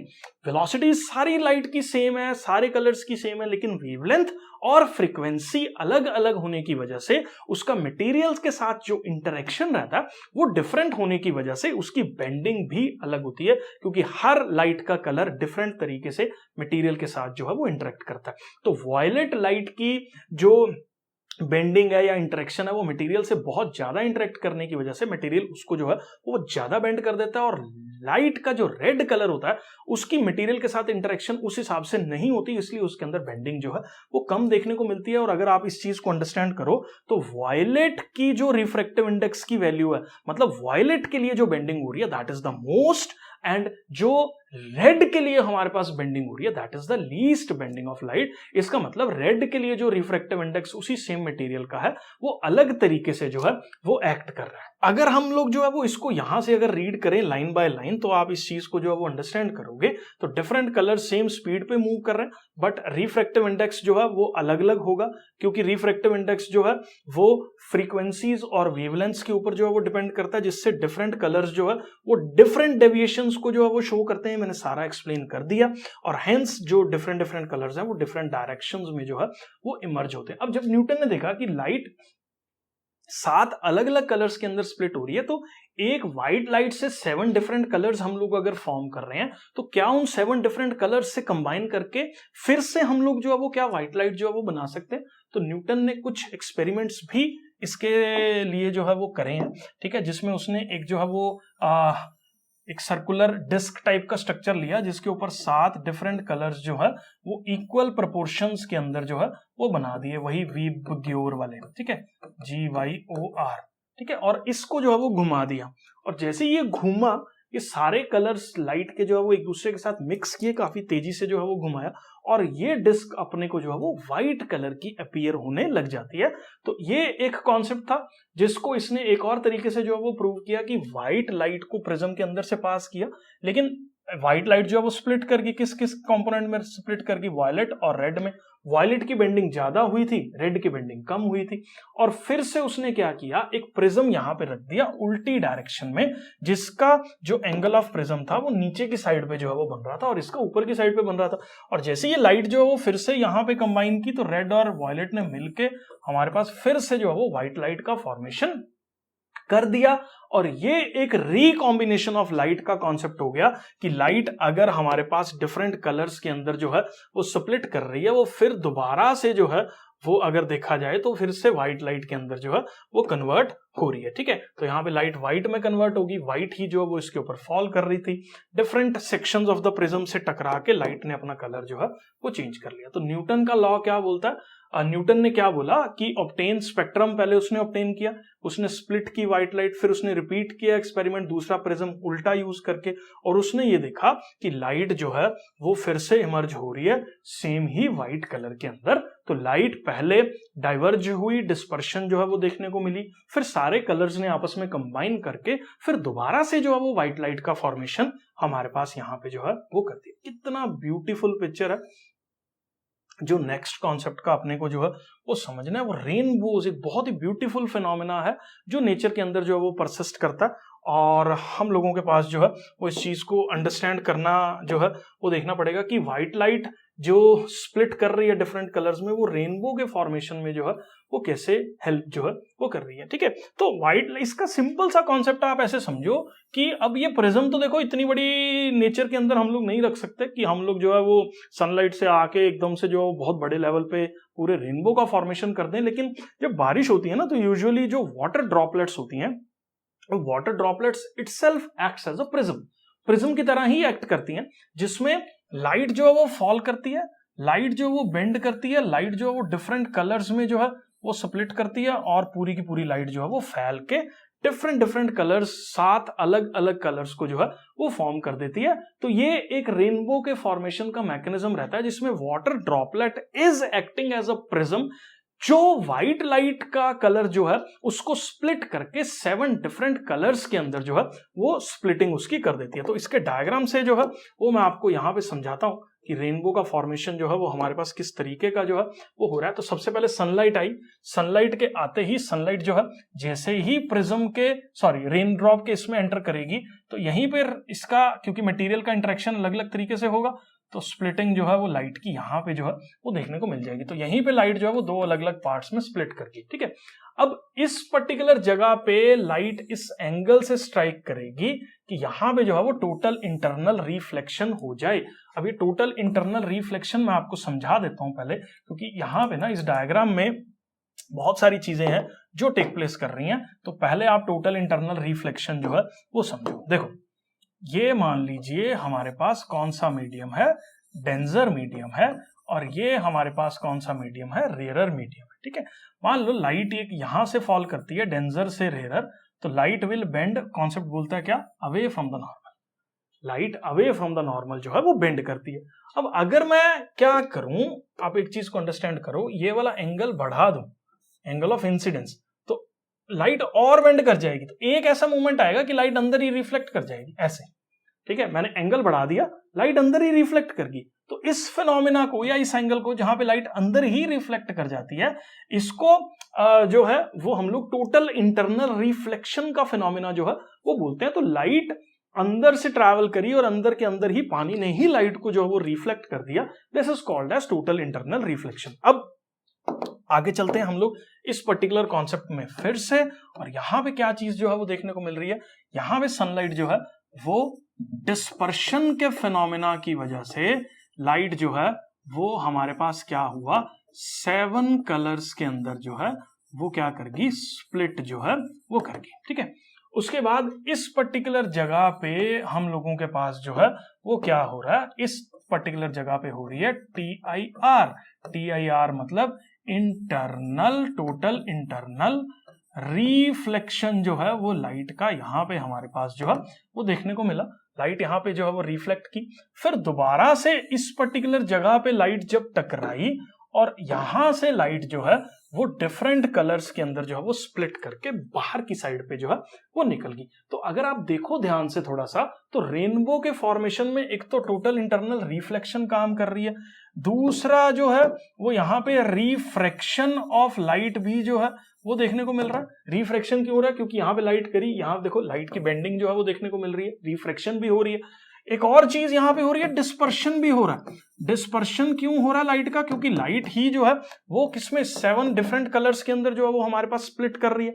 तो यहां पे जो चीज देखने को मिली वो इंटरनल रिफ्लेक्शन देखने को मिल रहा है, लाइट का डिस्पर्शन देखने को मिल रहा है, लाइट का रिफ्रैक्शन जो है वो देखने को मिल रहा है। तो इन्हीं फिनोमेनास के कॉम्बिनेशन से जो है लाइट के स्प्लिटिंग का जो कॉन्सेप्ट है या रेनबो का कॉन्सेप्ट का फॉर्मेशन जो है वो हमारे पास देखने को जो है वो मिल रहा है। तो एक वाटर ड्रॉपलेट जो कि प्रिज्म की तरह एक्ट करके जो है वो एक लाइट जो सन की आ रही है उसको इस तरीके से फैला देती है पूरे के पूरे सिस्टम के अंदर या पूरे के पूरे स्काई के अंदर, जो कि हमें एक जिसको बोलते हैं रेनबो के जैसा फॉर्मेशन जो है वो लगता है। जो इंसिडेंट लाइट एंटर करती है वो रिफ्लेक्ट करती है, टोटल इंटरनल रिफ्लेक्शन होती है, फिर उसके बाद डिस्पर्शन जो है वो लाइट का होता है, और ऑब्जर्वर आई में जब लाइट पड़ती है तो ये जो है वो हमारे पास रहता है। अब रेनबो के अंदर एक चीज और है जो आपको समझनी है ध्यान से, वो इसका डायग्राम देखो। इसके डायग्राम के अंदर अगर आप थोड़ा सा भी चीजों को एनालाइज करो ना, तो ऊपर वाला जो कलर होता है वो हमारे पास रेड होता है,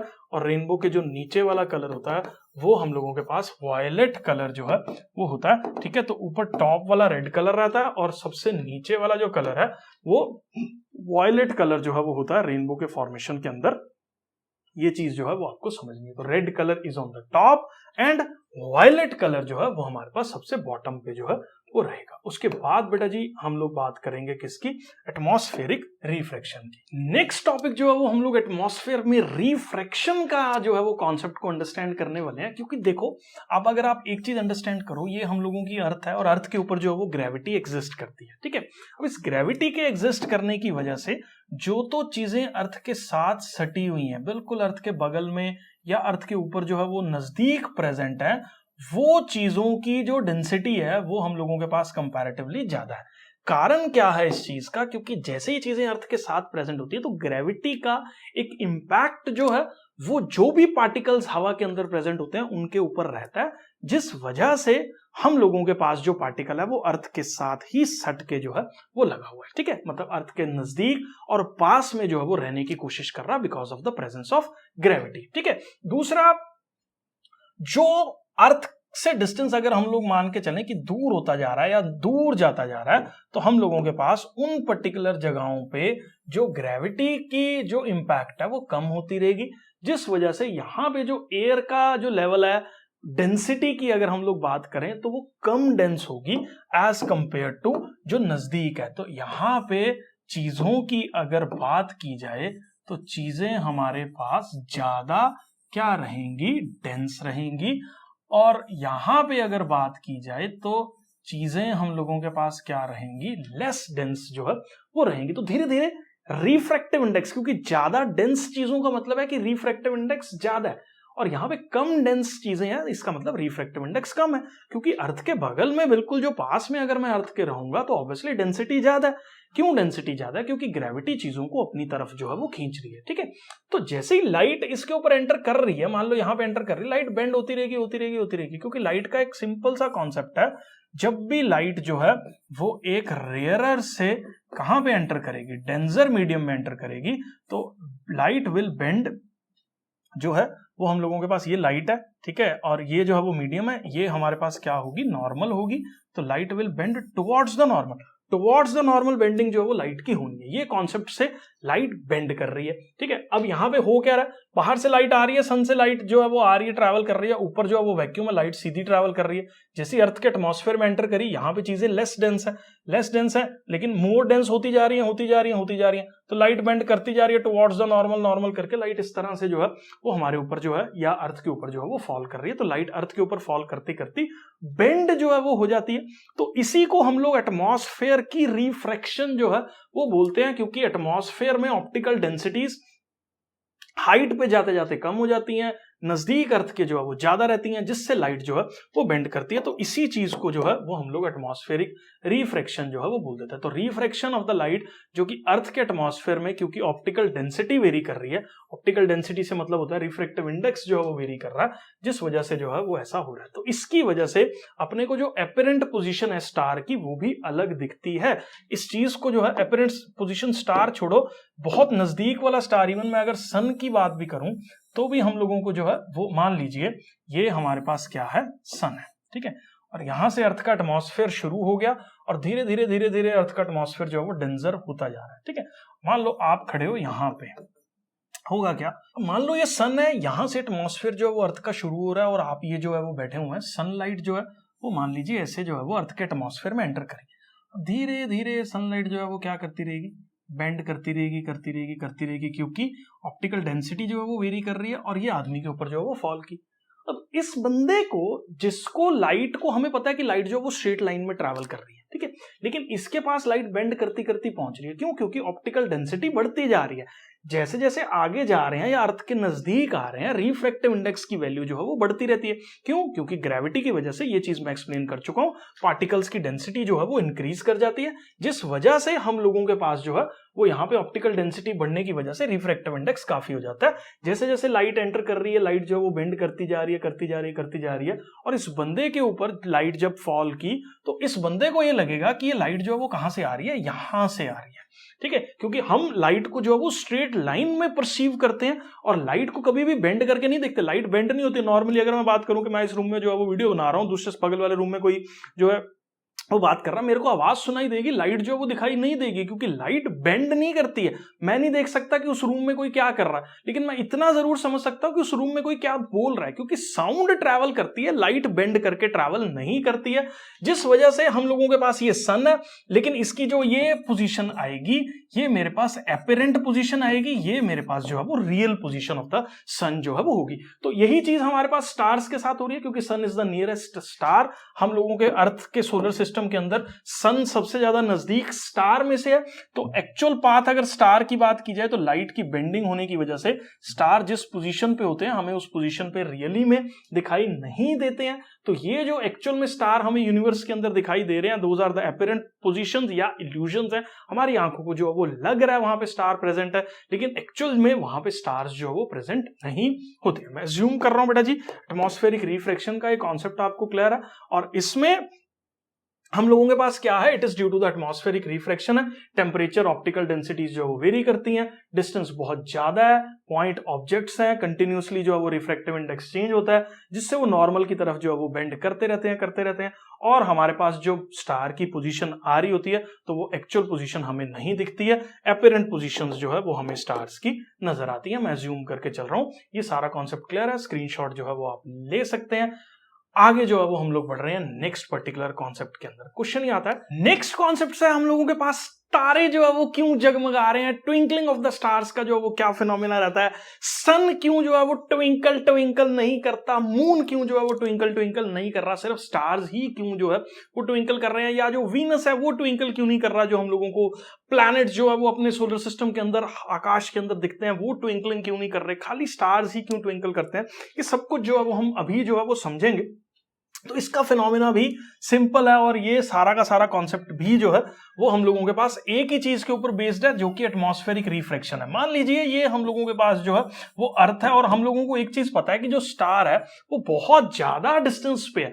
जो सन है that is the nearest star, बहुत बड़े साइज का हम लोगों को दिखता है क्योंकि वो बहुत नजदीक रहता है अर्थ के ऊपर। लेकिन अगर हम लोग बाकी स्टार्स की बात करें तो there are 1000 kilometres away, thousands of, not 1000 kilometre, 1000 light years away from us, ठीक है, बहुत सारी डिस्टेंसेस जो है वो ट्रैवल करके लाखों लाइट ईयर्स जो है वो दूर हम लोगों के पास जो है वो रहते हैं, जिससे बहुत ही डिस्टेंट एक पॉइंट सोर्स से लाइट जो है वो आ रही है। मतलब ऐसे लग रहा है बहुत ज्यादा अमाउंट ऑफ लाइट नहीं आ रही वहां से, एक बहुत ही पॉइंट ऐसे एकदम चल के जो है वो लाइट ट्रैवल करते करते करते करते करते करते एक ही किरण बन के जो है वो लाइट आ रही है, बाकी सारी लाइट जो है वो एक पॉइंट सोर्स की तरह जो है वो एक्ट कर रहा होता है। अब एटमॉस्फेयर के अंदर इतनी सारी रिफ्रैक्शंस हैं, इतने सारे टेम्परेचर वेरिएशंस जो है वो हो रहे हैं, तो कई बार क्या होता है, ये पर्टिकुलर लाइट क्योंकि एक सिंगल बीम ऑफ लाइट जो है वो आ रहा है, कई बार क्या होता है कि रिफ्रैक्टिव इंडेक्स थोड़े बहुत वेरी करे और ये लाइट जो है वो यहां फॉल करगी, और कई बार जो है वो यहां फॉल करगी, कई बार आपके ऊपर जो है वो फॉल करगी। जब तो आपके ऊपर फॉल करेगी तो दिख जाएगी। थोड़ा बहुत भी वेरिएशन लाइट के अंदर हो गया, आपकी आई में ट्रैवल करते हुए यहां से निकल गई या यहां से निकल गई या ऊपर से निकल गई, तो आपकी आई में फॉल ही नहीं करी तो आपको दिखेगा ही नहीं। तो उतने टाइम के लिए आपको लगेगा ब्लिंक हो गया, फिर दिख गया, फिर ब्लिंक हो गया, फिर दिख गया, फिर ब्लिंक हो गया। तो इसीलिए स्टार्स जो है वो हम लोगों के पास क्या करते हैं, ट्विंकलिंग ऑफ स्टार्स का जो है वो फिनोमेना रहता है। तो इनकी ब्राइटनेस वेरीज जो है वो करती रहती है और हम लोगों को स्टार्स जो है वो इस तरीके के दिखते हैं। मैं एक बार यहाँ पे जो है वो रीड कर देता हूं। तो एटमॉस्फेरिक रिफ्रैक्शन एक मेजर कॉज है, क्योंकि डिस्टेंट स्टार्स जो है वो पॉइंट सोर्सेज की तरह एक्ट करते हैं, जिससे बीम ऑफ स्टार लाइट जो आ रही होती है वो बहुत पतली बीम ऑफ लाइट है, बहुत छोटी बीम ऑफ लाइट है, बहुत ही कम इंटेंसिटी ऑफ लाइट जो है वो रहती है, जिसकी वजह से पाथ उसका जो है वो डेविएट करता रहता है। और हम लोगों के पास जो फिजिकल कंडीशंस है अर्थ के एटमॉस्फेयर की, वो भी स्टेशनरी नहीं है, जेट विंड्स ऊपर फ्लो कर रही हैं और भी एटमॉस्फेयर जो है वो चेंज हो रहा है, अर्थ कंटिन्यूसली मूव कर रही है।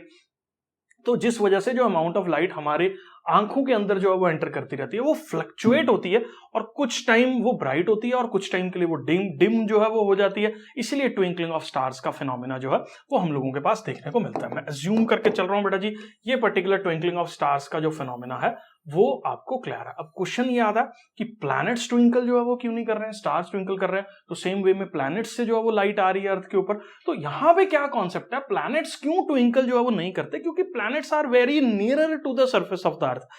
ज्यादा नजदीक होने की वजह से तो बीम ऑफ लाइट आ रही है, दैट इज काफी इंटेंस बीम ऑफ लाइट जो है वो एंटर कर रही है, नॉट वेरी इंटेंस, मतलब ज्यादा मोटी बीम ऑफ लाइट जो है वो एंटर कर रही है, ज्यादा अमाउंट ऑफ लाइट जो है वो एंटर कर रही है जब अर्थ के अंदर जो है वो लाइट एंटर कर रही है। तो जैसे ही वो हमारे ऊपर लाइट पड़ती है तो बीम ऑफ लाइट क्योंकि बड़ी है तो उसकी प्रोबेबिलिटी कम हो जाती है कि अपने को जो है वो ना दिखे, या वो बीम ऑफ लाइट इतना डेविएट कर जाए कि आपको दिखनी ही बंद जो है वो हो जाए। ठीक है, तो ये प्लैनेट्स क्लोजर होने की वजह से इनका एक्सटेंडेड सोर्सेज है, collection of large number of point sized objects. ठीक है, तो प्लैनेट्स जो है वो आप इसको, इसने यहां पे क्या बोल रहा है कि बहुत ज्यादा एक पॉइंट सोर्स की तरह बहुत सारे पॉइंट सोर्सेज इसके ऊपर जो है वो हो जाते हैं और ज्यादा अमाउंट ऑफ लाइट जो है वो एंटर करती है। तो टोटल अमाउंट ऑफ लाइट जो हमारी आई में एंटर कर रही होती है वो ट्विंकलिंग का इफेक्ट जो है वो नलीफाई हो जाता है, क्योंकि अगर थोड़ी सी बीम इधर भी चलेगी तो दूसरी बीम इज देयर इटसेल्फ, जो कि हमें जो है वो प्रॉपर इमेज जो है वो हमारी आंखों में फॉर्म करती रहे। आप इसको ऐसे समझ लो, स्टार से ऐसे लाइट आ रही थी, इधर से निकल गई।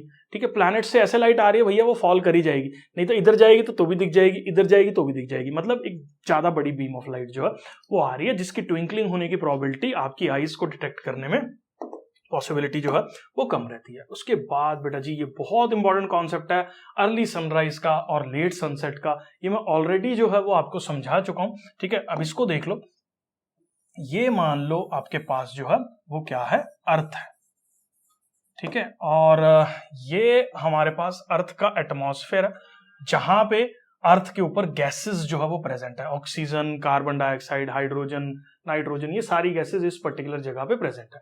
और एक चीज हमने अभी सीख ली कि जैसे जैसे हम अर्थ के पास जाते जाएंगे वैसे वैसे जो डेंसिटी है इन पर्टिकुलर गैसेस की, या रिफ्रैक्टिव इंडेक्स जो है मटेरियल का, वो अर्थ का बढ़ता रहता है, क्योंकि ग्रेविटी अर्थ की हर चीज को अपनी तरफ जो है वो खींच रही है, जिसकी वजह से यहां से ज्यादा डेंस चीजें जो है वो रहती हैं। ठीक है, अब मान लो ये हमारे पास क्या हो गया, सन जो है वो हो गया। ठीक है, अब होगा क्या, अब मान लो आप खड़े हो यहां पे, ठीक है, तो होगा क्या, जैसे ही सनलाइट अर्थ के एटमॉस्फेयर में एंटर करी तो सनलाइट ने जो है वो हल्की हल्की हल्की हल्की जो है वो बेंडिंग शो करी, और ये आई जो है वो बेंड करते करते करते करते करते करते, क्योंकि हर जगह ऑप्टिकल डेंसिटी वेरी कर रही है, जब आंख में पड़ेगी तो इसने लाइट को सीधा परसीव किया, तो इसको ये लगेगा कि सन की एक्चुअल पोजीशन जो है वो यहाँ पे इसको अपेरेंटली सन दिखेगा, जबकि एक्चुअल में सन जो है वो रियल पोजीशन इसकी सन की यहाँ पे है।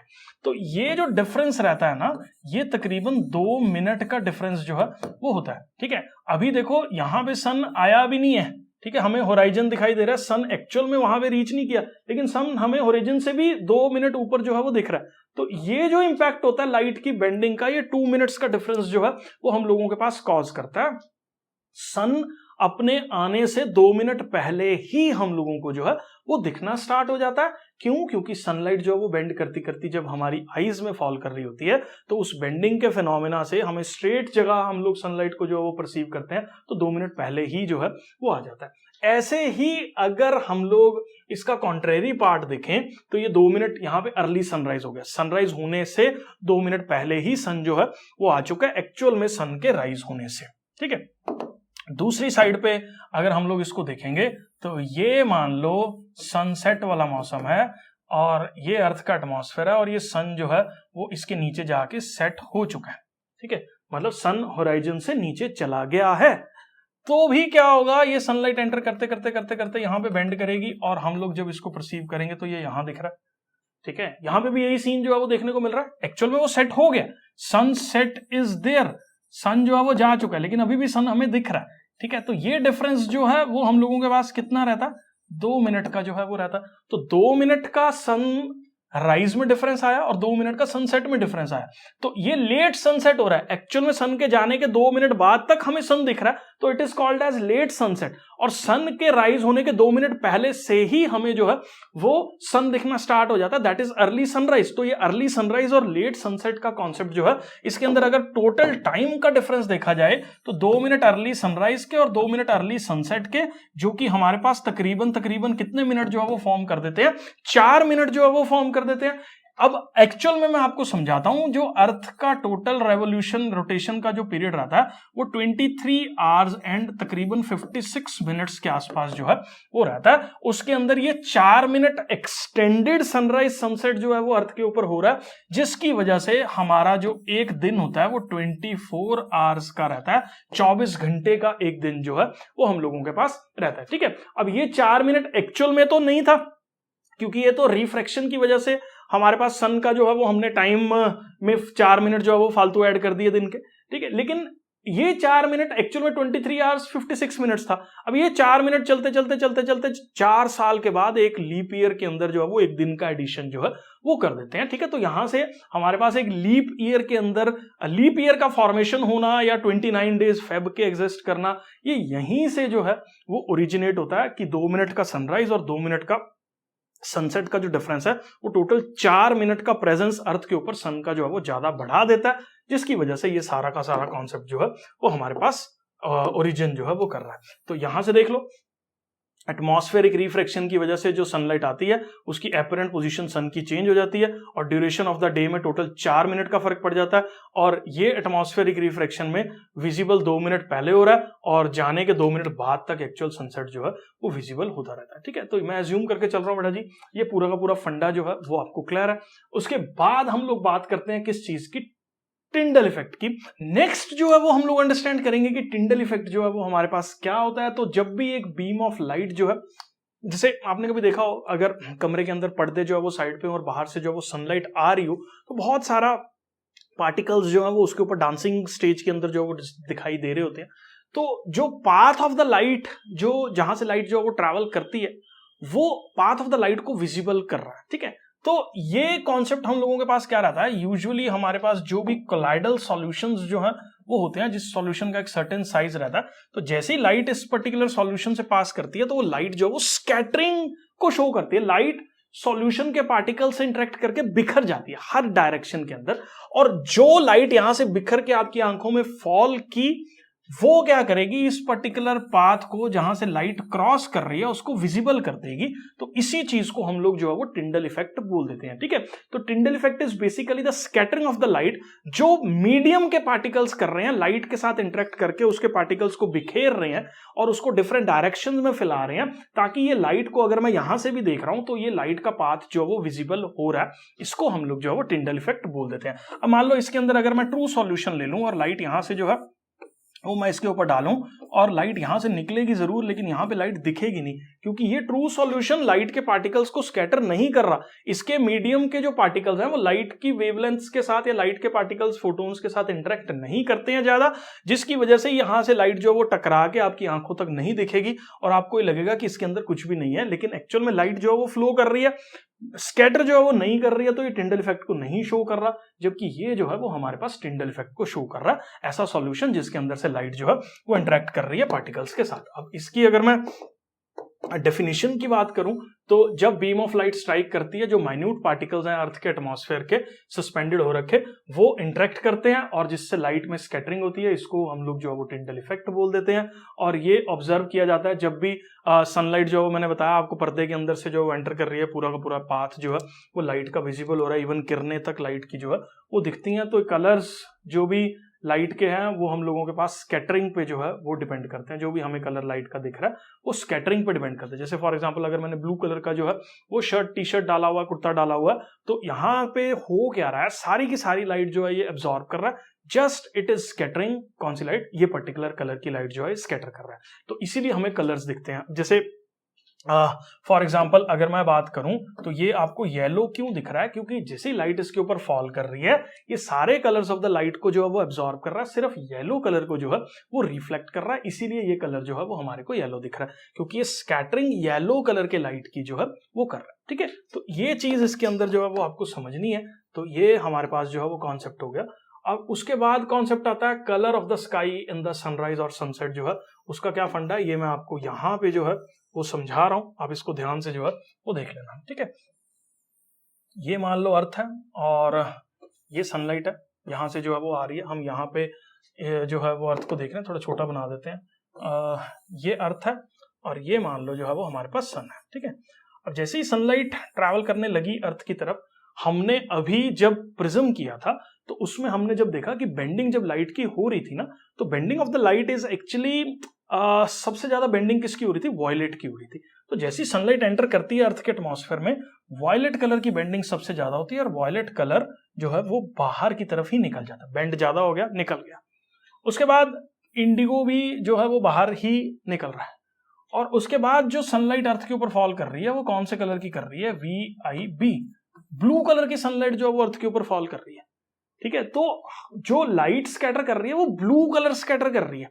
तो जैसे ही सनलाइट एंटर करी इसलिए स्काई हमें ब्लू दिखता है। स्काई का कलर ब्लू क्यों है, क्योंकि VIBGYOR विबग्योर में से ये दो कलर्स तो स्कैटरिंग की वजह से, बेंडिंग की वजह से, डेविएशन की वजह से अर्थ के ऊपर एंट्री नहीं किए। तो कौन सा तीसरा कलर जिसकी बारी आई, यहाँ पे ब्लू कलर की बारी आई, तो ब्लू कलर जो है वो पूरा का पूरा स्कैटर कर गया, जिसकी वजह से जो हमें स्काई है वो ब्लू दिखा। ठीक है, और ऐसे ही अगर अर्थ का रेडियस थोड़ा छोटा होता तो ब्लू कलर भी अगर यहां से जो है वो स्कैटर कर जाता तो स्काई का कलर हमें ग्रीन दिखता, और छोटा होता स्काई का कलर हमें येलो दिखता। ठीक है, तो it is all the distance और the radius of the earth from the sun, जिसकी वजह से स्काई के कलर्स जो है वो हमारे पास डिफरेंट जो है वो शो होते हैं। अब क्वेश्चन ये आता है, स्काई जो है वो सनराइज और सनसेट पे जो है वो थोड़ा सा येलोइश कलर का जो है वो क्यों दिखता है? इसका रीजन भी इसी कॉन्सेप्ट के ऊपर जो है वो छिपा हुआ। अब सन जब सेट हो रहा है तो उस पर्टिकुलर टाइम पे जो डिस्टेंस है वो सबसे ज्यादा है लाइट का, तो जिसकी वजह से VIBGY, ये Y, O और R, ये तीन कलर्स अर्थ के ऊपर जो है वो स्कैटर कर रहे हैं लाइट को, बाकी सारे कलर्स जो है वो डेविएट कर गए, जिसकी वजह से हमें जो स्काई है सनराइज और सनसेट के टाइम पे थोड़ा सा जो है वो रेडिश ऑरेंज येलोइश शेड का जो है वो दिखा। ऐसी सनसेट के टाइम पे भी यही हुआ, सनसेट के टाइम पे भी जो लाइट आ रही थी उसका VIBG, ये Y, O और R जो है वो यहाँ पे स्कैटर कर रहे हैं। तो इसलिए सनराइज और सनसेट के टाइम पे जो स्काई का कलर हमें शो होता है वो दैट इज येलो, ऑरेंज या रेडिश फॉर्म में जो है वो रहता है। ठीक है, that is all due to the scattering of the light. बस आपको एक चीज अंडरस्टैंड करनी है कि जो वॉयलेट लाइट है वो हम लोगों के पास सबसे ज्यादा स्कैटर कर रही है, जिसकी वजह से वो सबसे पहले ही जो है वो अर्थ पे रीच आउट ही नहीं कर रही होती, और उसके बाद की लाइट्स जो है वो धीरे धीरे स्कैटर करती हैं, और डिपेंडिंग ऑन जो है वो कौन सा सिस्टम है, सनराइज है, सनसेट है या नून है, उस टाइम पे जो है वो क्या रहता है, तो सनराइज का कलर्स जो है वो इसलिए डिफरेंट जो है वो रहते हैं। ठीक है, तो यहाँ पे डिस्टेंस लार्ज होने की वजह से जो टॉप ब्लू कलर है वो भी जो है वो स्कैटर अवे कर जाता है, और लॉन्गर वेवलेंथ्स जो है वो हमारे तक रीच आउट करती हैं, जिस वजह से स्काई का कलर देखो जब सनराइज हो रहा है तो थोड़ा सा येलोइश फॉर्म में जो है वो रहता है। ठीक है, तो मैं अज्यूम कर रहा हूँ ये भी जो है वो आपको क्लियर है। उसके बाद क्वेश्चन ये आता है कि डेंजर सिग्नल्स जो है वो रेड कलर के क्यों होते हैं, रेड लाइट क्यों होती है, रेड लाइट मींस स्टॉप क्यों होता है। ठीक है, ये मैं आपको समझाता हूं कि रेड लाइट का मतलब जो है वो यहाँ पे स्टॉप क्यों जो है वो हम लोग मान के चल रहे हैं, हम ब्लू लाइट को स्टॉप क्यों नहीं मान रहे या कोई और लाइट को स्टॉप क्यों नहीं मान रहे, इसको जो है वो आप अंडरस्टैंड करो। देखो, सबसे पहले आपको एक चीज जो अंडरस्टैंड करनी है वो है VIBGYOR, वॉयलेट सबसे ज्यादा स्कैटर करता है और रेड जो है वो सबसे कम स्कैटर करता है। मान लो ये डेंजर सिग्नल है और इस डेंजर सिग्नल का मैं यहाँ पे जो कलर है वो रेड कर रहा हूं। ठीक है, ये डेंजर सिग्नल हमने रेड कलर का जो है वो बना दिया। अब इस डेंजर सिग्नल का क्या कॉन्सेप्ट है, रेड कलर, मान लो ये रेड कलर का है तो इसके अंदर से 1 2 3 अगर कोई और कलर का होता, व्हाइट कलर का होता तो VIB, उसके बाद GYOR, व्हाइट कलर का होता तो कॉन्सेप्ट कुछ इस तरीके का होता कि दूर जाते जाते वॉयलेट लाइट भी स्कैटर कर जाती, इंडिगो भी कर जाती, ब्लू भी कर जाती, येलो भी कर जाती, ग्रीन भी कर जाती, ऑरेंज भी कर जाती। रेड सबसे लेट जो है वो स्कैटर कर रही है, या रेड सबसे कम डेविएट हो रही है, अपने पाथ पे टिकी हुई है। डेविएशन रेड के अंदर जो है वो ज्यादा देखने को नहीं मिल रही है, जबकि बाकी लाइट्स जो है वो जैसे जैसे ट्रैवल करती हैं थोड़ा थोड़ा डेविएट या स्कैटर जो है वो करती रहती है। रेड गॉट लीस्ट डेविएटेड और स्कैटर्ड, इसलिए रेड कलर का सिग्नल जो है वो हम लोगों के पास बनाया जाता है। रेड कलर का मतलब जो है वो ताकि वो दूर से दिख जाए कि रेड कलर है, क्योंकि रेड कलर स्कैटर जो है वो नहीं करता, इसलिए डेंजर सिग्नल्स। क्योंकि लीस्ट स्कैटरिंग जो है वो इसके अंदर मिल रही है, क्योंकि मैक्सिमम स्कैटरिंग जो है वो वॉयलेट में होती है, इस वजह से। ठीक है, उसके बाद आता है नून का जो स्काई है या नून का जो सन है, वो हमारे पास जो है वो व्हाइट कलर का जो है वो क्यों दिखता है, सन जो नून में दिखता है। ठीक है, ये इमेज जो है वो सही से नहीं आई हुई है यहाँ पे, लेकिन बहुत सारी चीजें क्लियर हो रही हैं। ये सन है मान लो, और ये बिल्कुल ओवरहेड है नून के टाइम पे, तो सारी की सारी लाइट जो है वो अर्थ के सरफेस के ऊपर परपेंडिकुलरली फॉल कर रही है। ठीक है, जैसे मान लो आप यहाँ पे खड़े हो, सारी की सारी लाइट अर्थ के ऊपर क्या कर रही है, परपेंडिकुलरली फॉल कर रही है। तो यहाँ पे जब परपेंडिकुलरली फॉल करती है तो रिफ्रैक्शन नहीं होती है।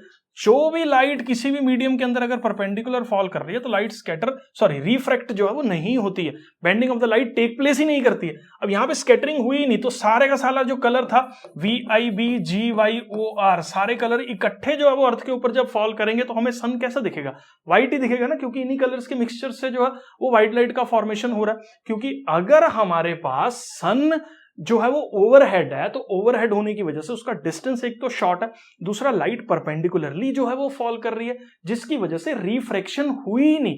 जब अगर रिफ्रैक्शन हुई नहीं हमारे पास तो क्या होगा, रिफ्रैक्शन हुई नहीं तो लाइट की बेंडिंग हुई नहीं, लाइट की बेंडिंग हुई नहीं तो सारे कलर्स इकट्ठे जो है वो लाइट के फॉल करे अर्थ के ऊपर, जिस वजह से हमारे पास जो सन है वो अपने को व्हाइट कलर का जो है वो दिखेगा। तो इसी वजह से जो है वो ऐसा हो रहा है। ठीक है, तो यहाँ पे जो है वो मैंने सारा कॉन्सेप्ट जो है वो लिखा हुआ है। सन जो व्हाइट कलर का करता है क्योंकि लाइट जो है वो बहुत कम स्कैटरिंग जो है वो करती है, जिस वजह से हमारे पास ऐसा जो है वो हो रहा है। मैं जूम करके चल रहा हूँ बेटा जी, ह्यूमन आई का सारा कॉन्सेप्ट जो है वो आपको क्लियर है।